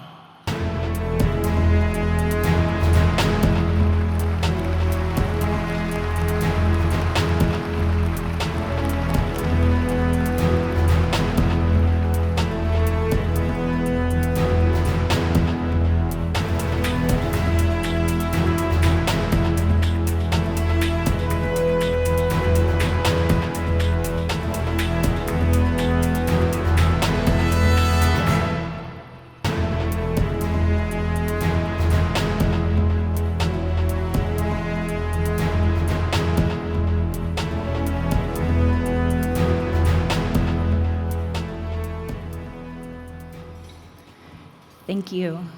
I'm honored to accept this award on behalf of my dad and on my grandpa, Gary Burrell, and Min Kao. My dad, John, had hoped to be here tonight and was unable to due to last-minute illness, so I will be sharing his thoughts with you tonight. As I was thinking about what I wanted to share with you, I realized how many pieces had to fall into place for Dad and Min to end up where they did. My father found himself perfectly placed at the nexus of electronics, aviation, and Wichita, Kansas in the early 1960s. Dad was fortunate to be born and raised in Wichita, a place of flat land, strong prevailing wind, and few people or buildings. Clyde Cessna, a Kansas farmer, built his first aircraft there in 1911. Cessna, Beech, Boeing, and eventually Learjet all had production facilities in Wichita. Dad attended a career fair at his high school where he heard a lecture by Dr. Melvin Snyder, a professor from Wichita State University's Aerospace Engineering Department. Afterward, he became very interested in engineering. While attending college at Wichita State, Dad worked on the Kansas Turnpike, spreading hot asphalt in the summer, which melted his shoes. He also worked at Boeing, doing change orders on drawings, and at Cessna, pulling late shifts. He paid his own tuition. After graduating with an electrical engineering degree, Dad accepted a position at United Aircraft in Hartford, Connecticut. Dad worked in the wind tunnel, fixing equipment, designing a method and machine for testing rocket fuel, and many other tasks. While in Hartford, Mom and Dad started a family, and Dad completed a master's degree at Rensselaer Polytechnic Institute. When I was a boy, my dad had a shop in the basement where he had bins of electrical components and would often breadboard circuits to try them out. Sometimes I would go down after dinner and help him sort axial leaded resistors by matching the color codes. Dad was always tinkering, always looking for a better way to do things. He also loved to fly small planes. He was an instrument-rated pilot. He was very careful and thorough. To keep current, he would sometimes see if anyone in the family wanted to fly to Emporia and back, or just practice touch and goes. He loved talking about his favorite airplanes, about the design features, which ones were more stable, which were harder to fly. Most of all, he loved the avionics. Dad recruited Min Kao to come to work for King Radio in the early 80s. He was extremely impressed by Min and often told me that Min was the top graduate from the top university in Taiwan. Dad left King Radio in the late 80s and eventually started the new company with Min in 1989. Dad and Min had a big vision for the company. Min helped secure financing through his connections in Taiwan. They recruited and retained some fantastic engineering talent. Even though one grew up in central Kansas and the other in Taiwan, Min and Dad had a lot in common. As soft-spoken introverts who loved their families and loved designing and building great products, they were kindred spirits. In early 1990, Dad sent me a letter suggesting that we would design world-class products together. I keep that letter with my treasured things. Dad said things like this sometimes. I don't know anybody else who talks like that. What possesses people to have faith when nobody else does? Why did a couple of bicycle mechanics think human flight was possible despite overwhelming opposition by experts? Dad was driven by his unrelenting faith to make innovative avionics and other gadgets that would make life better for people. Dad, Min, and that first team of engineers worked incredibly hard to get the first products designed, built, and produced in factories we built and operated in Taiwan. Those factories eventually became a key to Garmin's success and growth. Likewise, Garmin's factories in Olathe, Kansas, continue to grow and are home today to our first-rate manufacturing of FAA-approved aviation products. Through very long days and many brushes with death as a company, Dad always maintained his faith in God and his belief that we would overcome the obstacles. He always believed Garmin would succeed. He would be so happy to be here today, to be included in this particular class of inductees. He would no doubt feel unworthy, but very grateful for the honor. Thank you.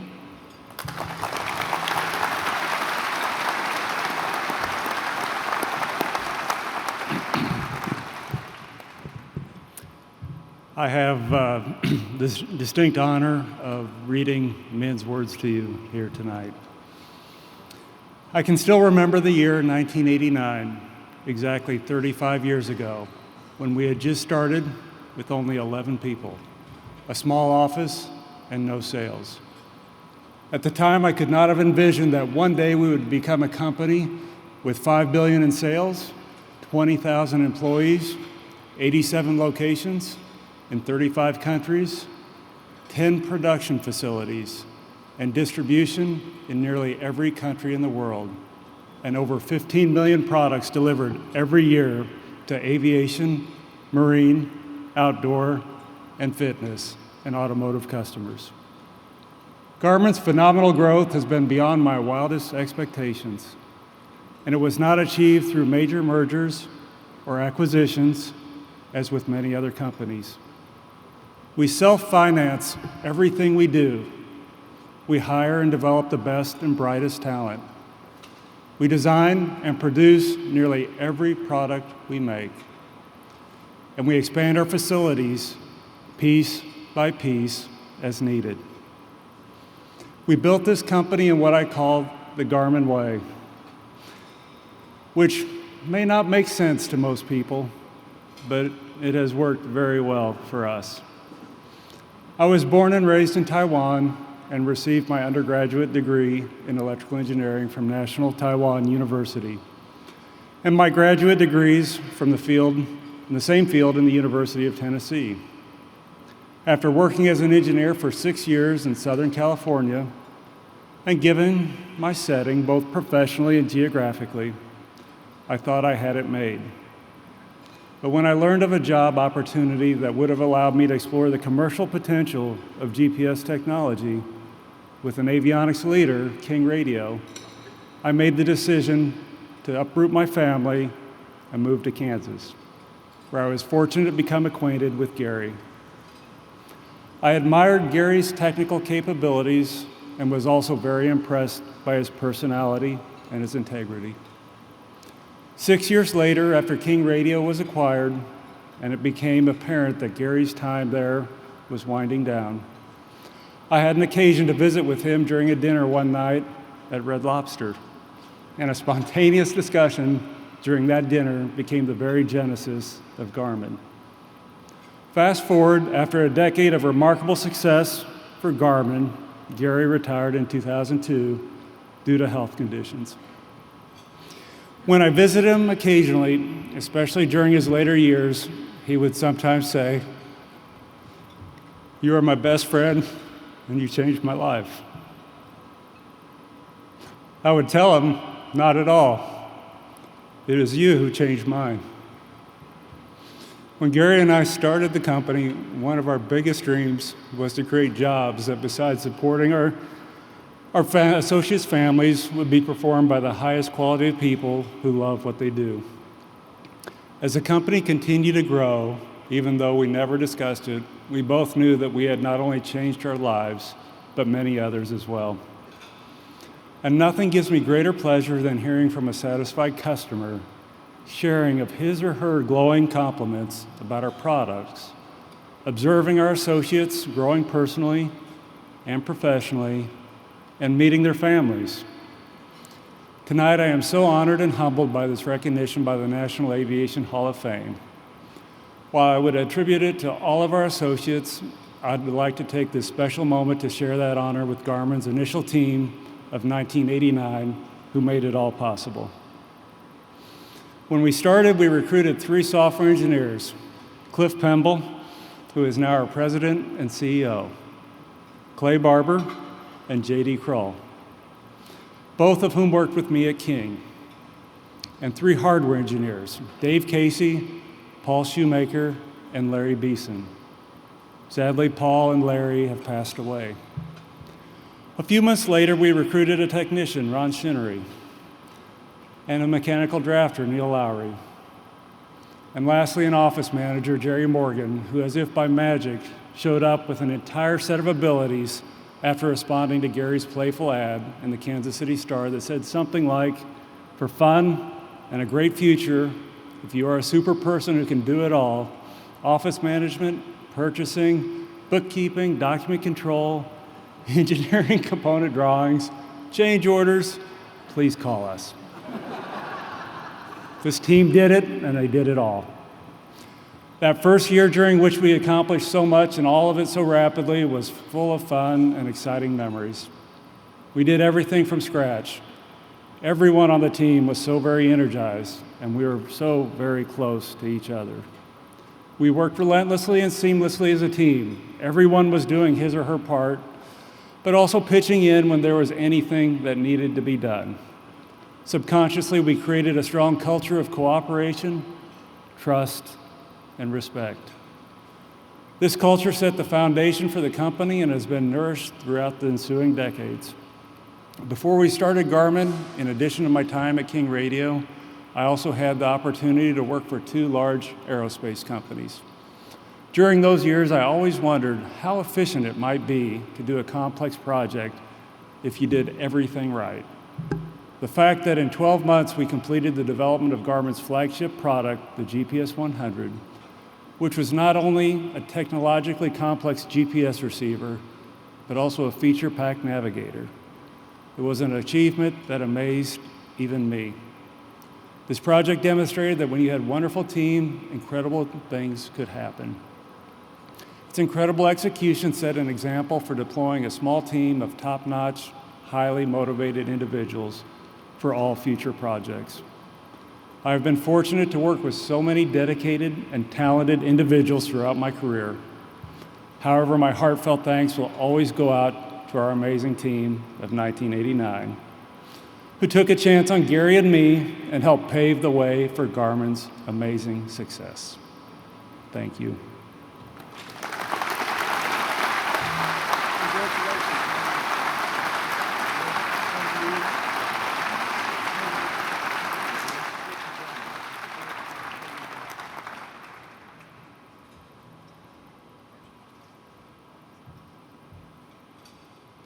Next up in this incredible class of inductees is a brilliant mathematician at NASA.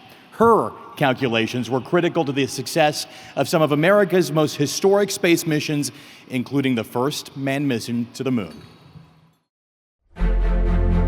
Born in 1918 in White Sulphur Springs, West Virginia, Katherine Johnson began her historic career as one of the most advanced mathematicians to ever live.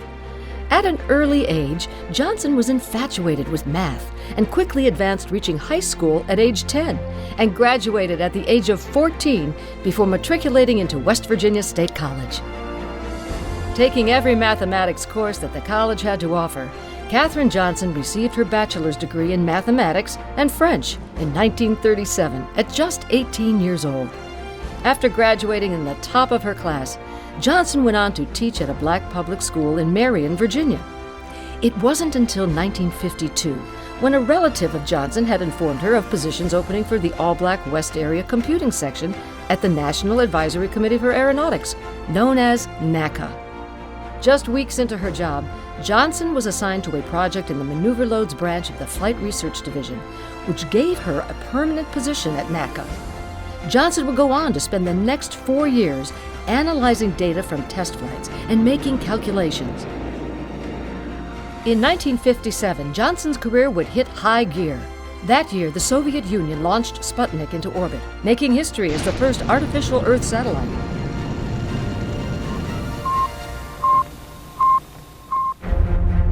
The next year, NACA would become NASA with the integration of the Space Task Group, and Johnson's job pivoted to winning the space race. In 1961, Katherine Johnson provided the trajectory analysis for the Mercury program's Freedom 7, with Alan Shepard aboard as America's first human in space. Godspeed, John Glenn.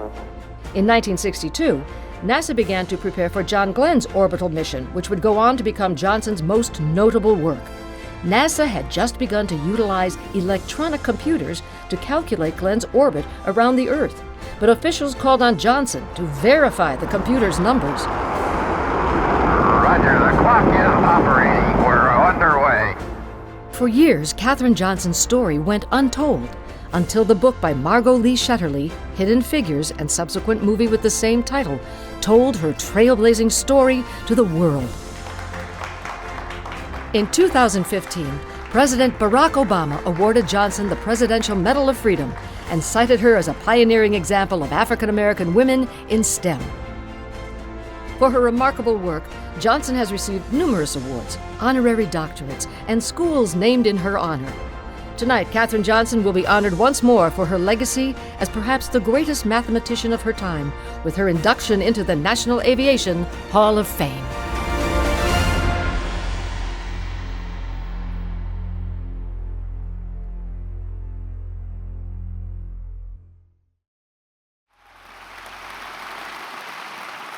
Please welcome Enshrinee Major General Charles Bolden, Jr., NAHF Class of 2017.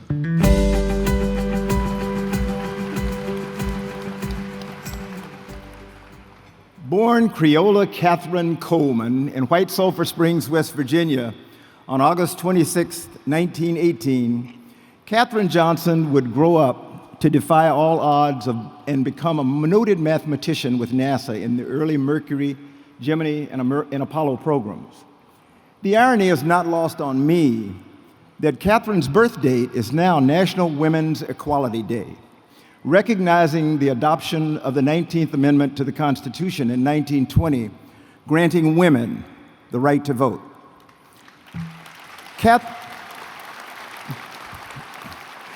Katherine earned a reputation for mastering complex manual calculations and helped pioneer the use of computers to perform the tasks.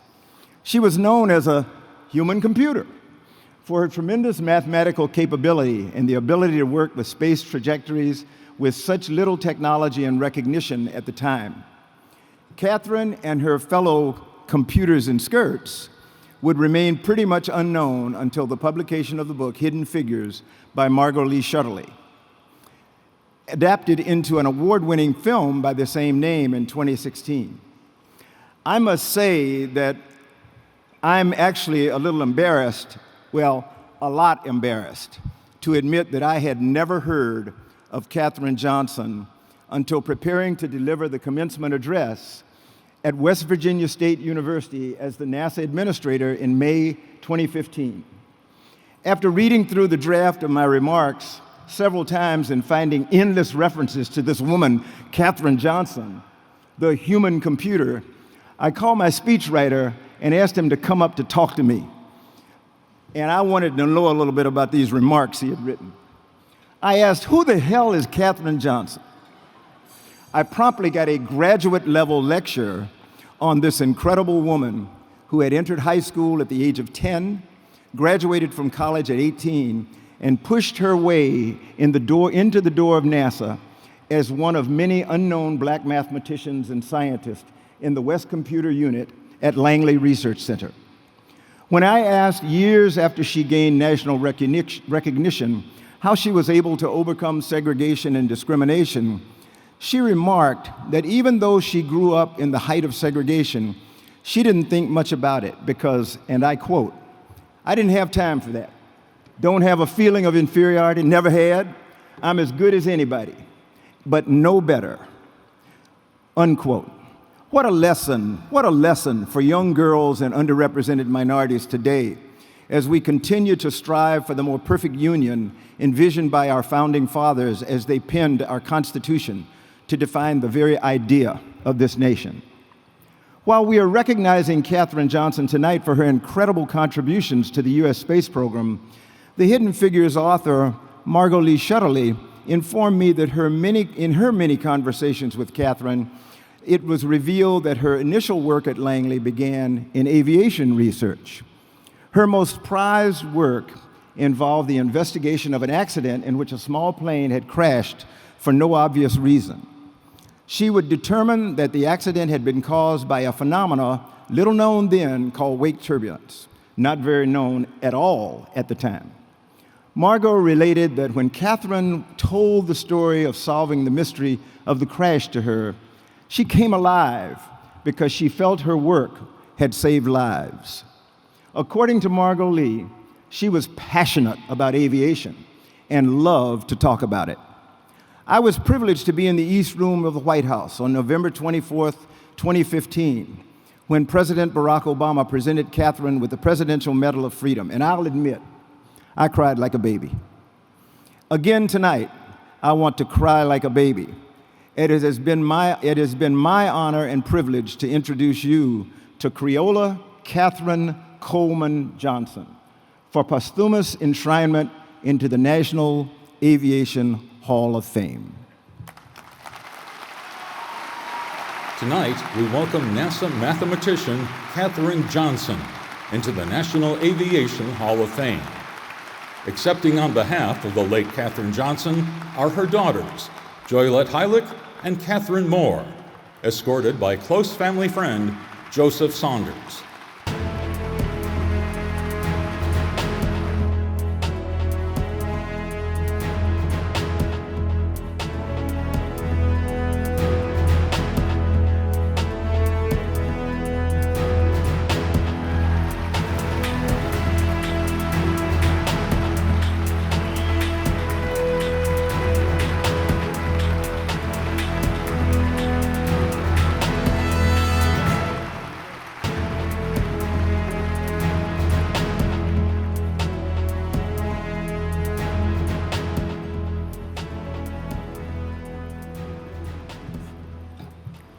Good evening.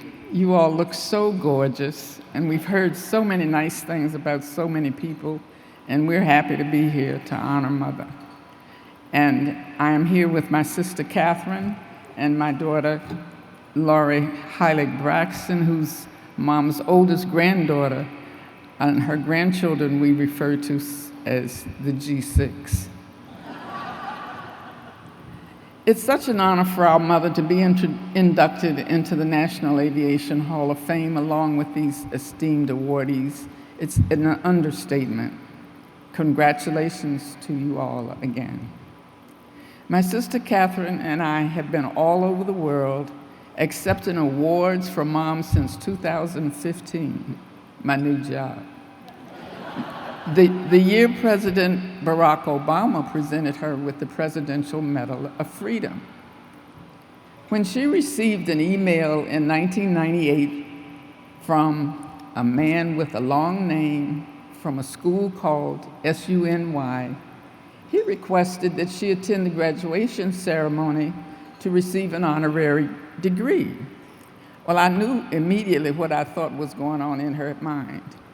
Who and why would they give me an honorary degree since I had not earned it? I answered, Mom, the invite is from the president of the State University of New York. You have earned it, and you do not have to be called doctor, but you will accept the invite. Mom, her husband, Colonel James Johnson, my sisters, Katherine and Connie, and I went with her to the graduation. It was a lovely day. Rather than walk on campus, the college escorted her in the campus police car. We had breakfast with the staff, and then they said, "Oh, by the way, you are the guest speaker." She said, "Okay, but I give chats, not speeches." Well, and we told her, "You better walk straight down that aisle and don't bend over." She talked for 15 minutes in her charge to the approximately 500 graduates at the SUNY Farmingham campus. Afterwards, I asked her if she'd like to speak to the valedictorian, who incidentally was a female graduate.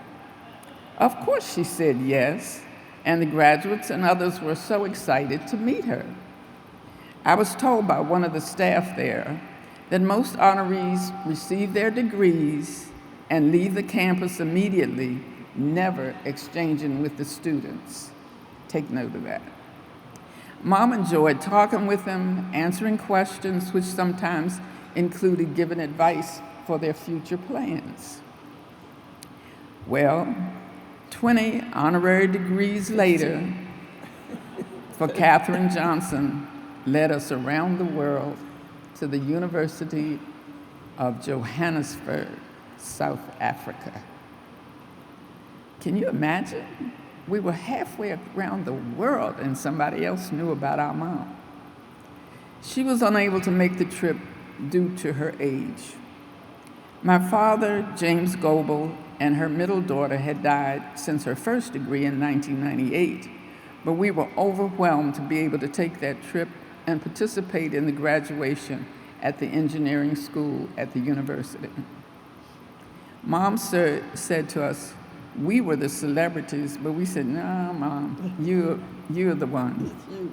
No one has done what you have done, and now you belong to the world. You have earned all the tributes coming your way. We are just the vessels who lovingly try to keep your legacy alive." We have notebooks of questions from students from the 4th grade through 12th grade, from England, Canada, United States, and even a 100th birthday card signed from a 9th grade class in Australia. It cost them $33 to send that card. During COVID, we continued speaking to audiences, both schools and businesses, through Zoom.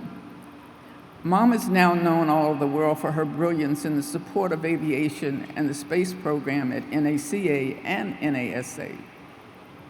She was always a team player. When NASA named the computational research facility at NASA Langley after her, she whispered to me on the way out, "I wish they had named it after the team." I said, "Mom, but they didn't." She graduated from college at 18 from an HBCU, historically black college and universities, West Virginia State College at the time, which is now university. When she was about 15, in her second year, her professor said, "I think you'll make a good research mathematician." After he reached out and found her from graduating in French, she said, "I like that." He said, "Well, you're gonna major in math." She said, "Well, I'll major in both." So Dr. W.W. Shefflin Clater created 1 or 2 classes, one being the geometric anatomy of space back in 1933 or 4. She was the only student. She asked what a research mathematician did, and he said, "That's for you to find out." She took all the math courses the college offered, and she was on her way. Mom was humble, funny, musical, loved bridge, mad because I didn't learn it, and other table games. And she played to win, even at 100. She said, "Why play if you don't want to win?" She still attended church when someone could drive her there. She also still asked us, "What did you learn today?" An ever-present question to anyone. At the last convention with our sorority that I took her to receive an award, She looked around. I'm taking her home. Why am I going home? I said, you said you wanted one day. She said, what did you learn today? I said, Mom, I was pushing you around all day. She led a very normal life, contrary to what some people think. Same issues as most working mothers with 3 daughters. She lost her first husband to a lengthy illness, but she always went to work. She always said, I never missed a day, because she loved what she did. She didn't even consider it work. And truly, that's the way she lived. We never had any stress in the house except maybe she would be late, but she never came home angry. She was always anxious to go again the next day. She was patient, practical, and when the opportunity presented itself, she was prepared for the opportunity at NACA. That was a trick of a trip to a wedding in 1952, and that's when she went to Virginia. She lived her principles, which were follow your passion, be prepared, do what you love, always do your best as if someone were looking over your shoulder, and help others when you can. She said she always did her best because she never wanted her work to be brought back to be redone, and it never was. I said, what? She said they never had to bring mine back to be redone. This is but a really small snapshot of Katherine Johnson, who died at the age of 101 and a half, February 2020. We are very happy that she is being inducted into the National Aviation Hall of Fame. Thank you so much for this honor. She would just say, I was only doing my job. I don't know what all the fuss is about. Our next inductee is known as the father of 747. Thank you.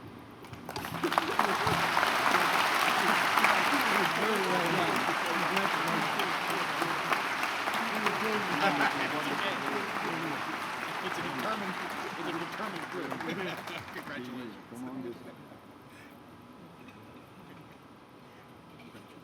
It's okay. Thank you, sir.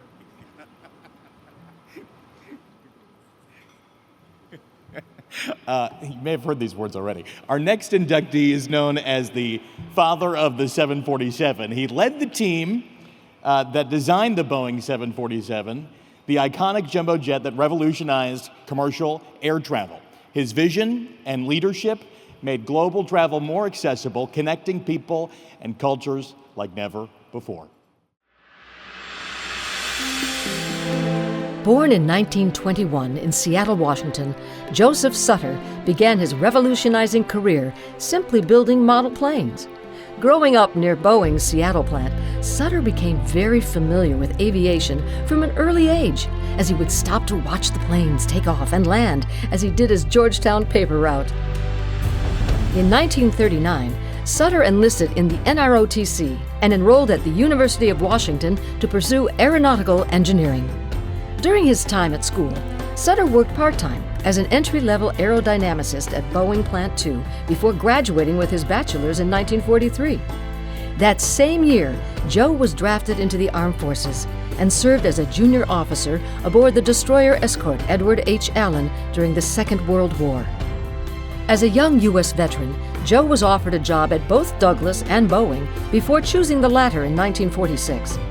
It was at Boeing when Sutter began to work on numerous commercial airplanes, like the Stratocruiser, 367-80, 707, 727, and the 737. After his first assignment working on the problems with Boeing's prop-driven Stratocruiser's flight controls, Joe quickly began to rise through the company ranks, becoming the manager for the new jumbo-sized wide-body airplane known as the Queen of the Skies, the Boeing 747. As the chief engineer, Sutter led the 747 development team from early concept in 1965 to first flight in 1969.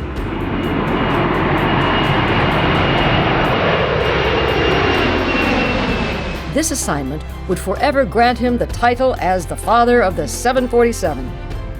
Sutter continued to work at Boeing before eventually becoming Executive Vice President for Commercial Airplane Engineering and Product Development, guiding the development of the 757 and 767.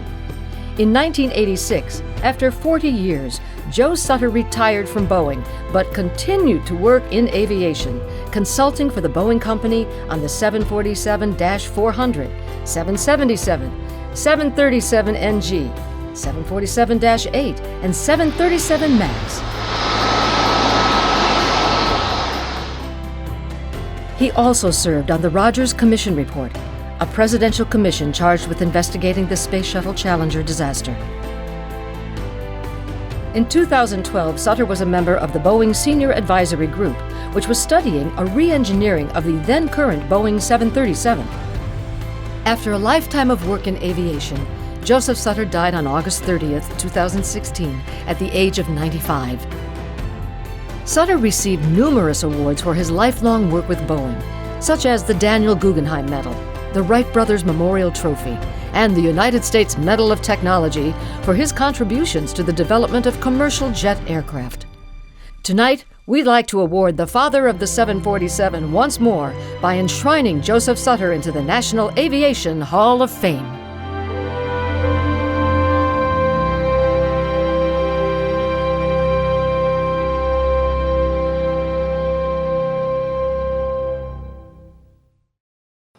Please welcome former Vice President of Product Development for Boeing Commercial Airplanes, John Roundhill.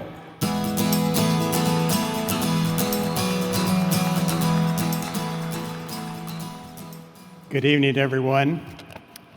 Certainly a privilege for me to be here tonight.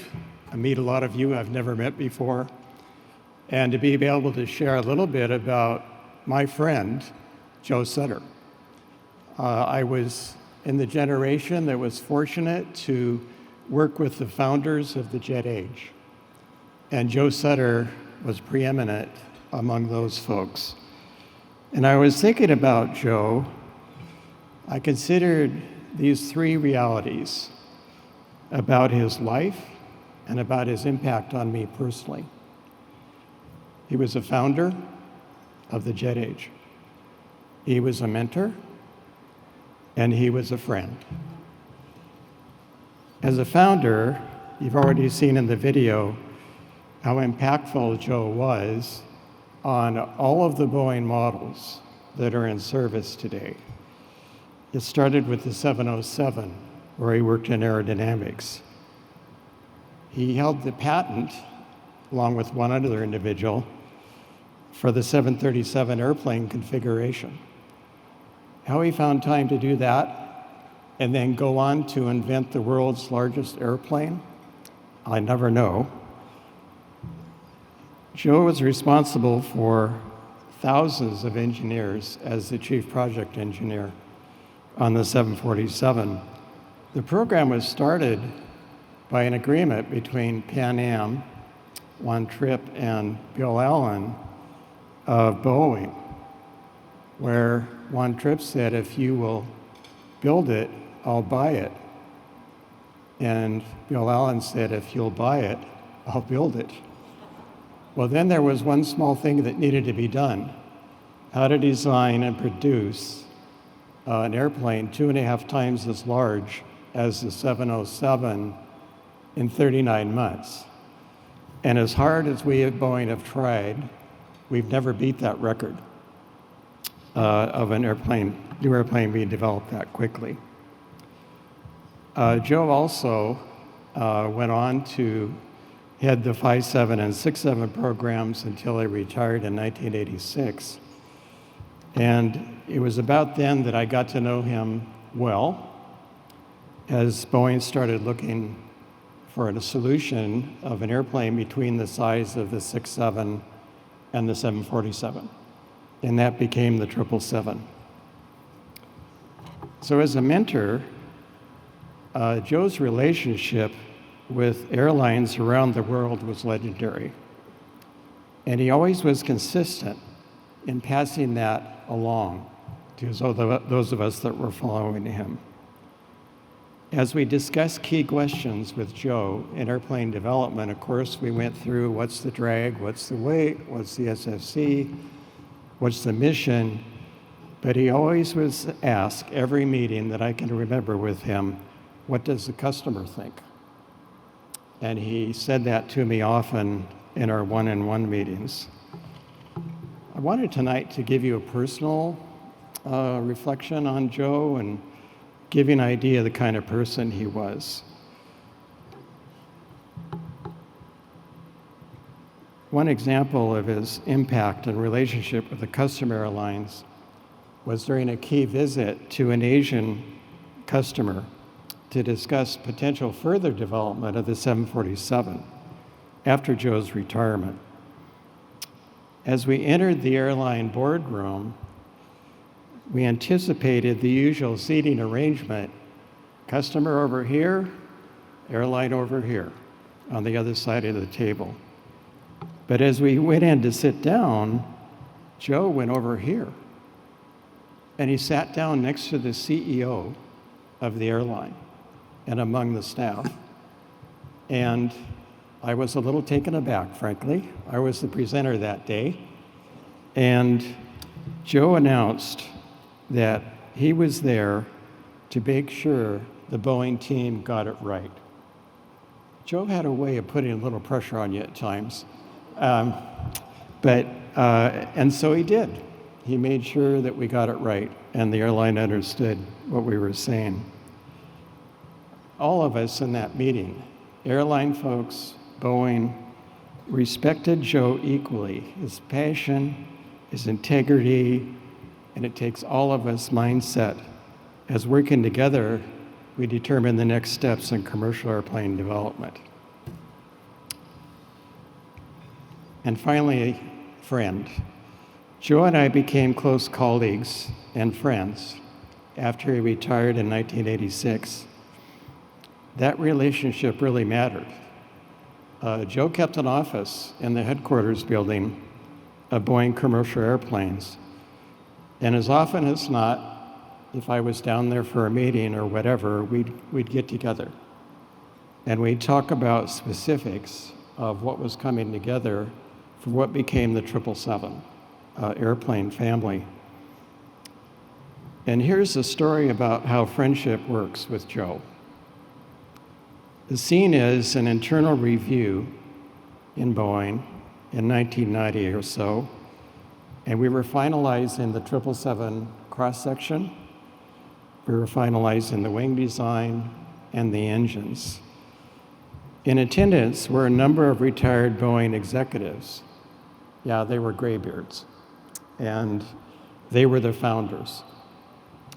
And it included, of course, Joe. The discussion was particularly intense. I only do a new airplane every 12 years or so you better get it right. And as we talked about the fundamentals of the airplane design as we had configured it and the market, near the end of the meeting, and I was the presenter again, I don't know how I got that job so much, but near the end of the meeting, it became apparent that one of the highly respected founders of Boeing commercial airplanes did not agree with the path that we were on, that the program was on. And his main worry was the airplane itself. And so he expressed his opinion a couple times. He finally said, "Stop. I'm going to tell you one more time.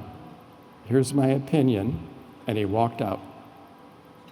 And so we finished the meeting, and I went back to my office, and as I contemplated my future, or lack thereof, guess who showed up in my office?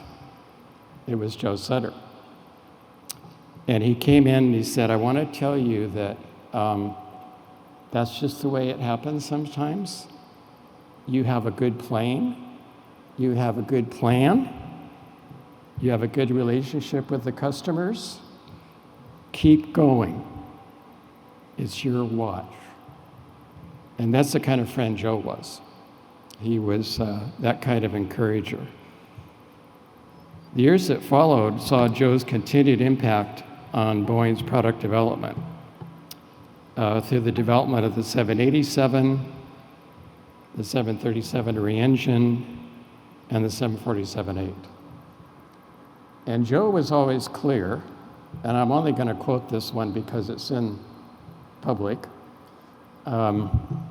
We were working on a concept called the Sonic Cruiser, 20% faster airplane, size of the 6.7, and we got arranged by our communications department to have a meeting with the media.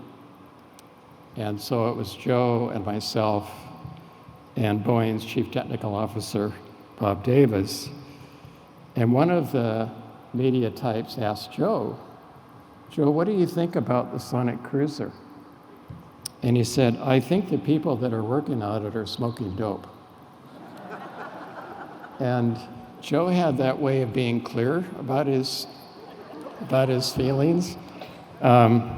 Guess who was in charge of product development at the time on the Sonic Cruiser? So I kind of fumbled around on that one a little bit. But I am just very thankful tonight for this recognition for Joe Sutter, founder, mentor, friend.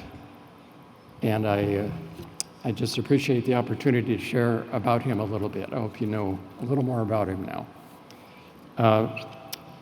Going to have come out two of Joe's grandsons, John Sutter and Koa Young, to accept the award. Tonight, we welcome aeronautical engineer Joe Sutter into the National Aviation Hall of Fame. Accepting on his behalf are his grandsons, John Sutter and Koa Young.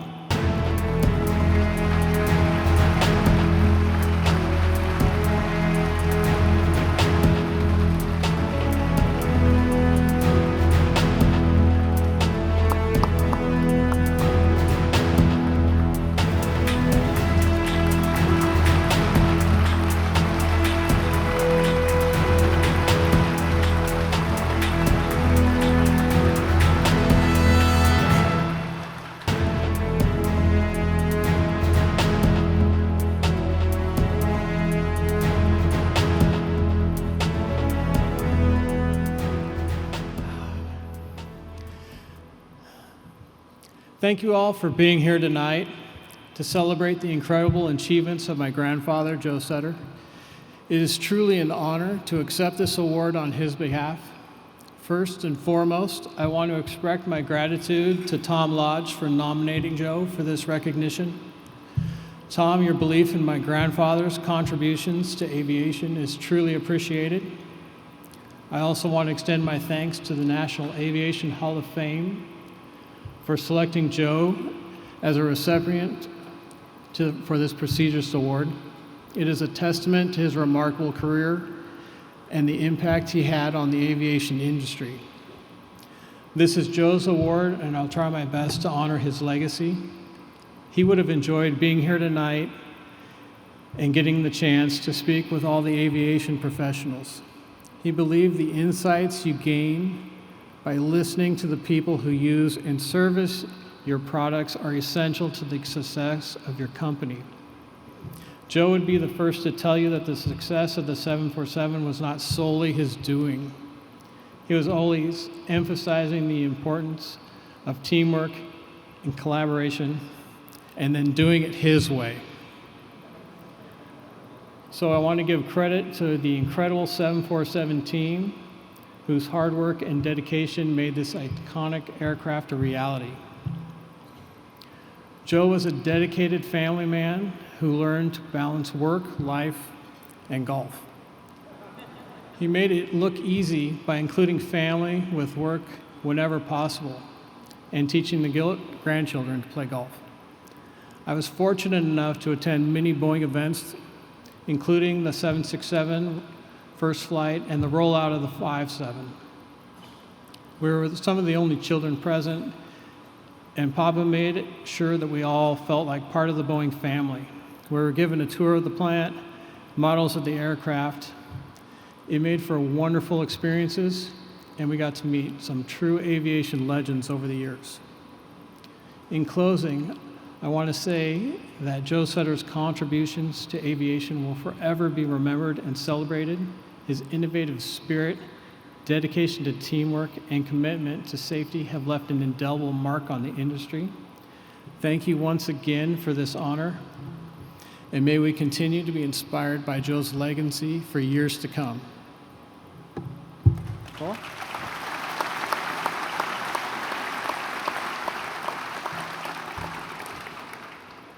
Aloha.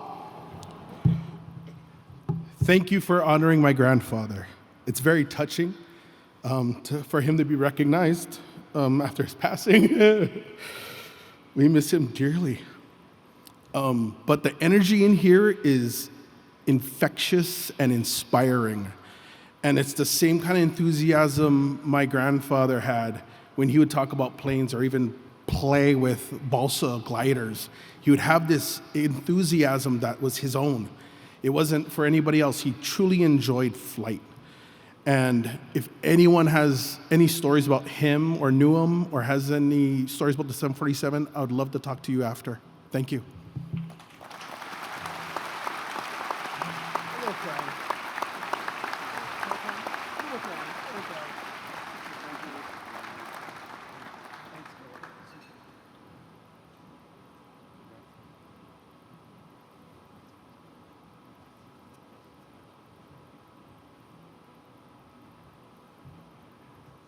Okay, our last inductee is a true trailblazer in space exploration. As the first American with an African lineage to pilot and command a space shuttle, he broke barriers and expanded the frontiers of human spaceflight. His remarkable career at NASA, including his leadership roles as Deputy Administrator and Associate Administrator for Spaceflight, paved the way for future generations of astronauts. Born in 1941 in Washington, D.C., Frederick Gregory would go on to an inspiring career in aviation and space exploration. Gregory began his accomplished career in 1964 at the United States Air Force Academy, receiving an undergraduate degree in military engineering. After graduating from the academy, Gregory entered undergraduate helicopter training at Stead Air Force Base, receiving his wings in 1965. The following year, he was assigned as an H-43 combat rescue pilot at Da Nang Air Force Base in Vietnam, flying 550 combat rescue missions. Following an assignment flying Hueys for missile support at Whiteman Air Force Base, he then cross-trained to fixed-wing aircraft, flying the T-38, and then directly to F-4 Phantom aircraft in Arizona.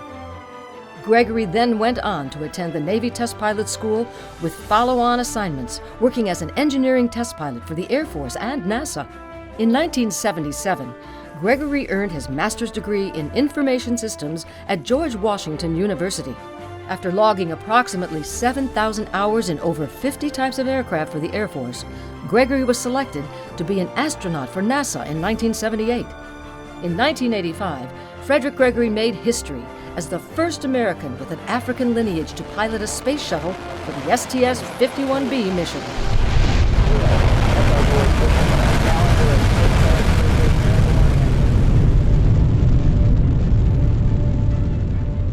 Like many astronauts, Gregory also served as capsule communicator.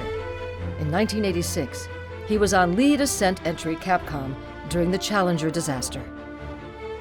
After the shuttle's return to flight, Frederick Gregory became the first African American in the world to command a spaceflight of any type, flying a Defense Department mission on STS-33.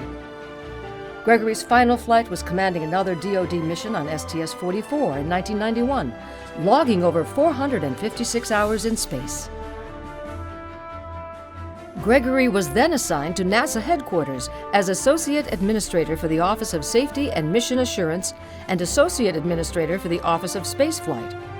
In 2002, Frederick Gregory was nominated by George W. Bush and sworn in as the first African-American Deputy Administrator at NASA. As the deputy, he served as the Chief Operating Officer for the agency.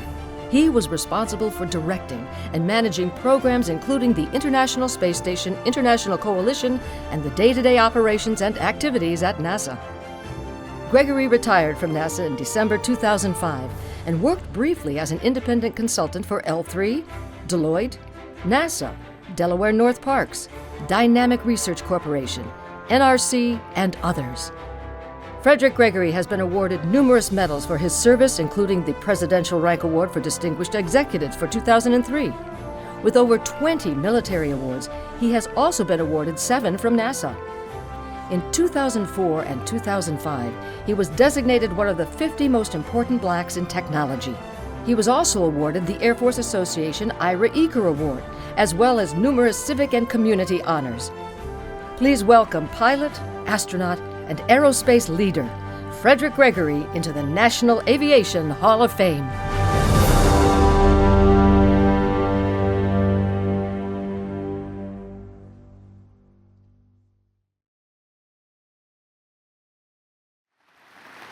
Please welcome Major Scott Gregory, United States Air Force, and Captain Caitlin Cox, United States Air Force Medical Corps.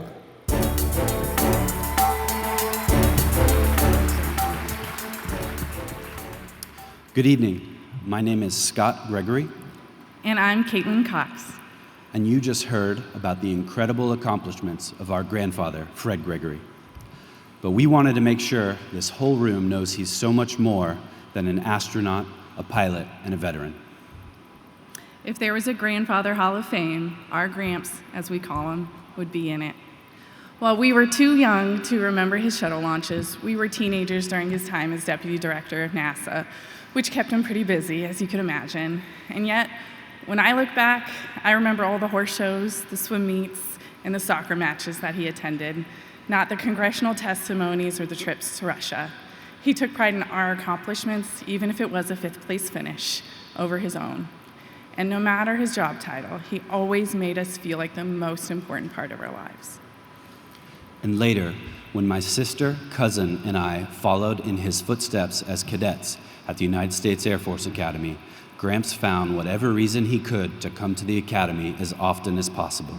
And throughout the 4 years, you never knew when he would pop in unannounced.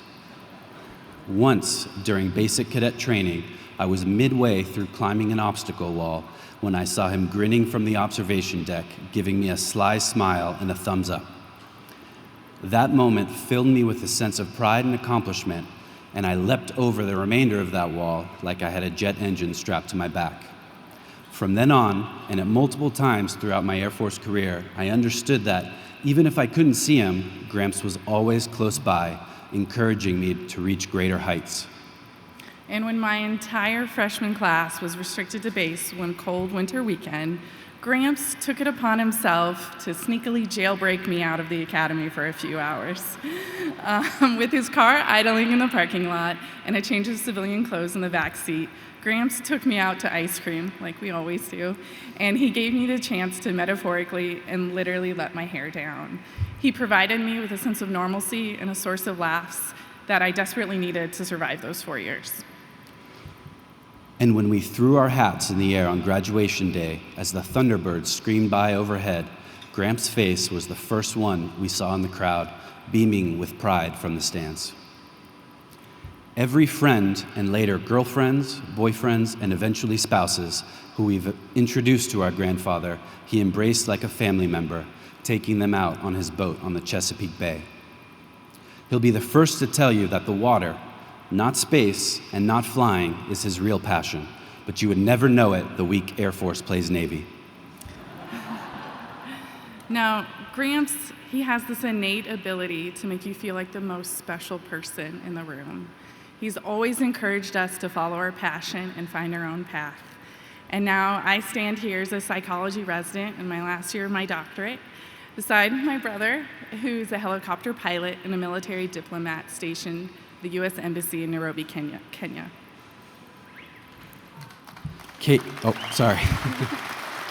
Caitlin and I are so profoundly lucky to be able to call this incredible man our grandfather, and our lives and the lives of our cousins, parents, and children are so much better off for it. So please, when you shake his hand tonight and when he receives this award for his lifetime of achievements, know that to us, his legacy, his real legacy, is being the best grandfather in the entire world. Tonight, we welcome distinguished test pilot, NASA astronaut, and former NASA Deputy Administrator, Colonel Frederick Gregory, into the National Aviation Hall of Fame.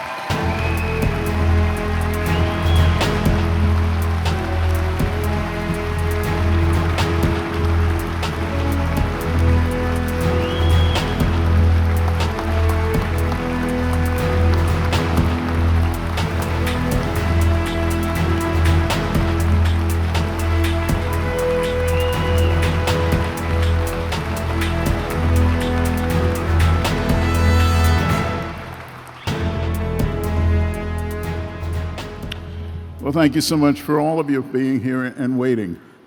I was loaned to NASA as a test pilot, and when I was assigned to Langley Research Center, when I got to Langley, I saw more women engineers than I had ever seen in my entire life. And I asked them individually, why are you here? I mean, I've never seen women engineers and mathematicians. And they all said because in 1917, when NACA was created, our grandfathers worked here. And so it was a legacy for them to be there. Now, I met this young lady, Katherine Johnson, while I was there. She was a bit older, but she was hot, let me tell you. And we had conversations about what Langley had been about. And I will tell you, as Charlie Bolden probably mentioned earlier, I had no idea who she was. But we talked about great things. And I innocently believed that perhaps her grandfather had worked there also. Well, we had great lunches together and with great conversation. I did not know who she was until after I had been lucky enough to become an astronaut in 1978. And we were invited down to the Johnson Space Center, and I met John Young for the first time. Not John Young, John Glenn, the other John. And John knew that I had been at Langley, and he came to me and he said, did you know this young colored girl there at Langley? A young engineer. He said, I can't quite remember her name. I said, Katherine Johnson. She says, yes, that's the one. She was a brilliant mathematician. That's when I learned what Katherine was. And then Hidden Figures, of course, revealed it. When I was a kid, my dad, who was not a pilot, always had pilots at our home in D.C. And at 5 years old, I sat on the floor as these pilots talked about flying. And at that age, I learned airplane pilots talked this way. One of them offered to take me in for an airplane flight.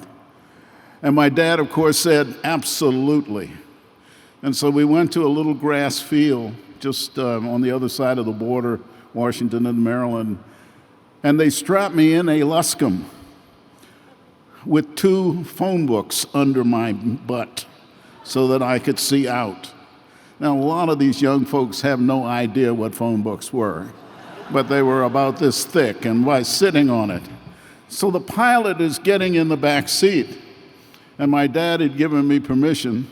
And suddenly there is a rapping on the side of the airplane, and I look up, and there's my mother. And she is screaming, you will not take my son off the ground in this airplane. Now, I thought my dad was in charge, but at 5, I realized that my mother ruled. My first airplane ride was a taxi around the runway. That pilot, by the way, is a guy named Ben Davis. Ben Davis, Jr., B.O. Davis, Jr. I was privileged to stand next to Chuck Yeager when he gave an award, the Brewer Trophy, to a gentleman whose name was vaguely familiar. His name was Alfred Anderson. But I didn't know who Alfred Anderson was. but I'd heard about this gentleman, and when the presentation was made, then I realized that what we were talking about was not Alfred Anderson, but Chief Anderson. And Chief Anderson, I later learned, was the principal primary instructor at Tuskegee for the Tuskegee Airmen. Now, it's so fascinating because grew up when we memorialize people who have died, but I grew up with these folks, and I lived with them, and I heard all about them. I did not know who Ben Davis was because he was just a friend of the family. Ben Davis in my family was called Ben Davis, and his wife was Agatha, and I called her Aunt Agatha. It wasn't until 1977 when they were hoping to get a crop of new pilots and mission specialists for the space shuttle that he called me and said, "Fred, I want you to apply for the astronaut program for myself and for the Tuskegee Airmen." 1977.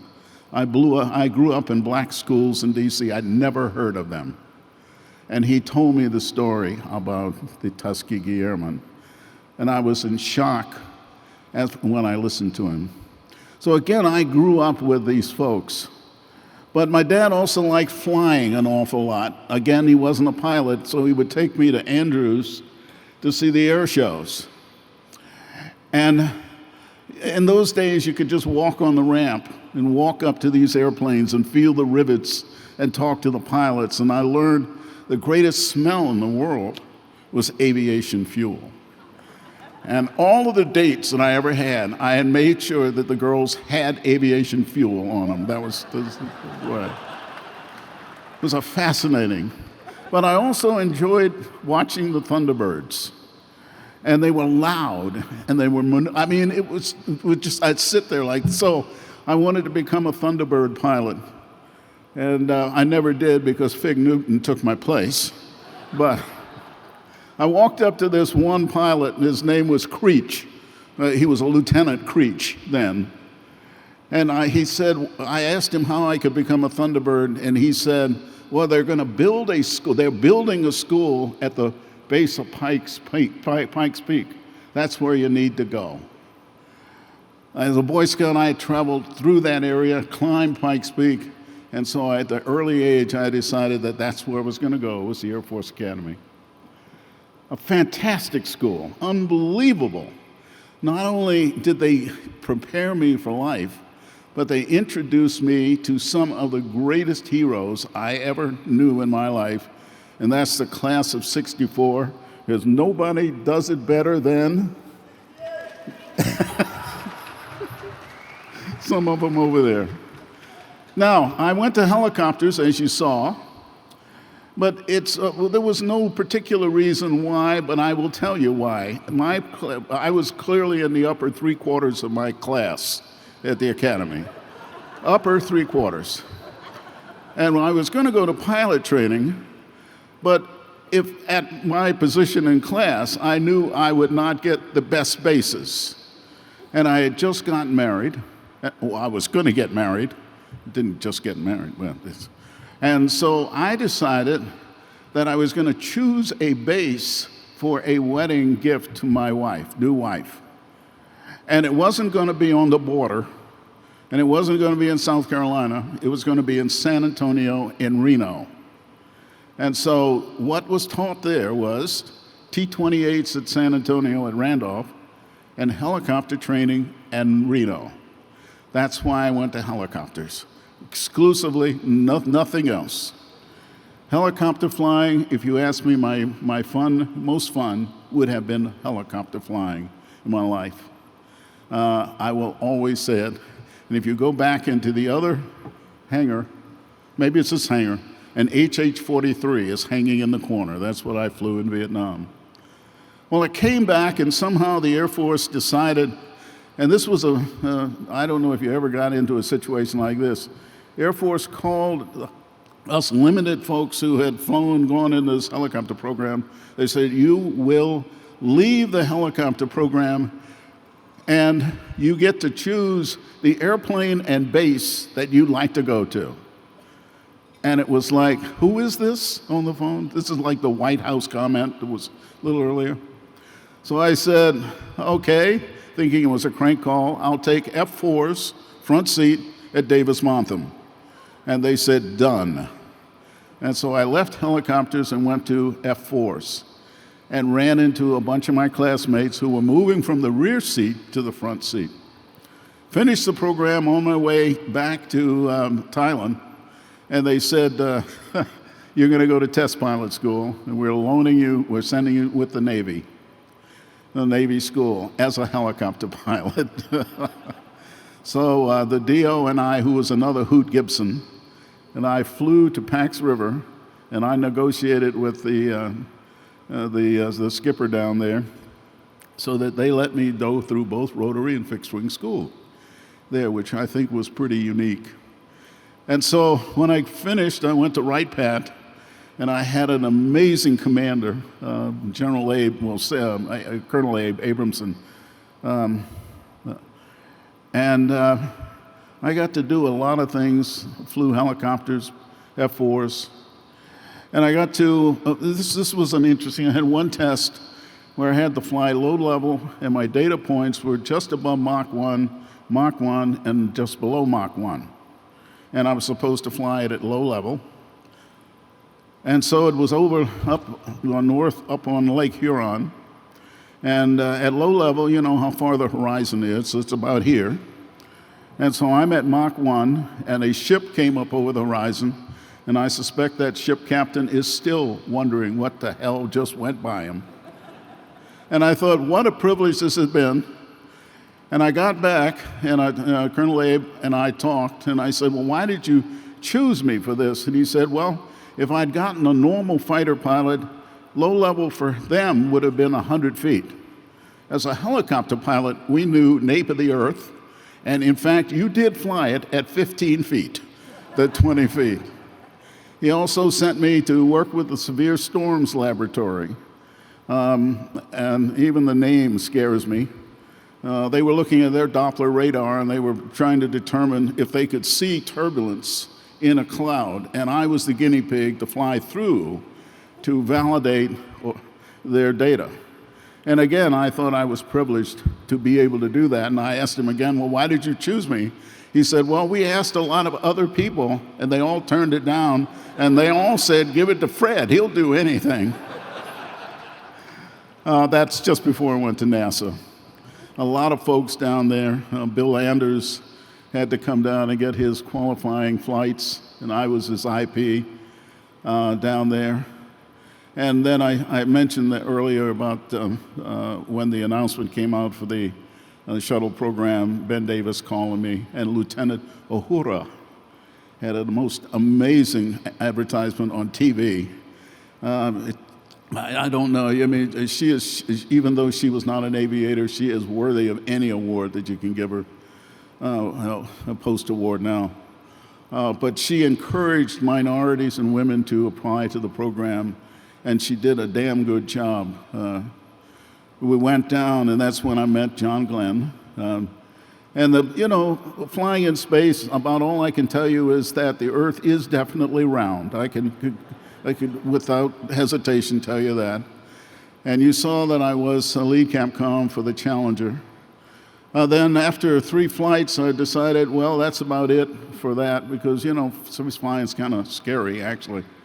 And I was trying to get out of everything, and I became a bureaucrat. You know what bureaucrats are. We're from DC, and we're here to help you. First, I ran the safety program for the agency, then human spaceflight, and then, again, one of these calls from the White House. It's the president of what and who, get on the phone, and that's when they asked me to be the deputy. So I was the COO of the agency, but I also had a lot to do with the early days of the space station. And this is the last little story. This was Canada, Japan, European Space Agency, Russia, and the United States. And it was an amazing effort to put this kind of a coalition together. that's been up there now for decades. Normally with 7 folks on board, but I think we have about 20 people in space right now with all of the folks around. But we would all have these multilateral meetings, but there was always this conversation between the Russians and the Americans, and these would be the bilats we'd have, and they were all cordial. Some of them were more friendly than others, but we had one very contentious one in Montreal, I think in 2004.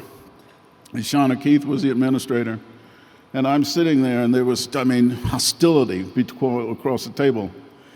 And I just stuck my head up and I said, well, I just came from the military museum in Moscow, and I saw the remnants of the U-2, and everybody just is staring at me, and they're wondering, where the hell is he going now? And again, it was very icy relationships across the table. And I looked at the Russians and I said, good shot. And they went crazy. The rest of the meeting was friendly, and we accomplished an awful lot. I am here because of mistakes. I have no idea why I have been chosen. But I can tell you one thing, National Aviation Hall of Fame has allowed me now to walk in the footsteps of those ahead of me. And they've given me a torch. And it is my role and responsibility to hand this torch to someone behind me. And so the Aviation Hall of Fame is a Hall of Fame, but it is also an inspirer of the next generation. And so I'm just an interim holder of that torch, intending to give it to a real hero who's going to be following me. Thank you so much. Thank you all for coming, and I'm glad I'm the last one.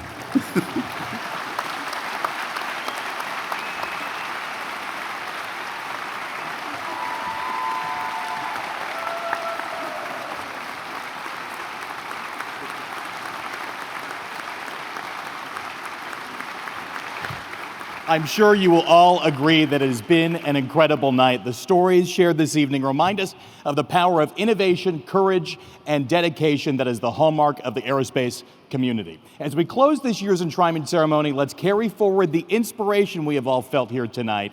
The achievements of our inductees are not just history. They are a call for all of us to continue pushing boundaries of what's possible, to explore new horizons, and to make a lasting impact on the future of flight. I want to thank each and every one of you for being a part of this evening's special night, and for your support of the National Aviation Hall of Fame, and for your ongoing commitment to the field that we all love. Hope you enjoyed this evening as much as I have, and join us next year when we celebrate the 61st annual Enshrinement Dinner and Ceremony. Please join me one final time in congratulating the National Aviation Hall of Fame class of 2024, Dr. Peggy Chabrian, Mr. Don Bateman, Mr. Gary Burrell, and Dr. Min Cao, Ms. Katherine Johnson, Mr. Joe Sutter, and Colonel Frederick Gregory.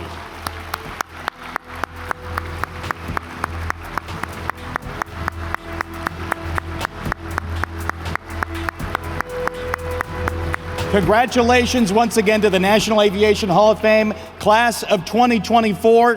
Thank you all, and good night.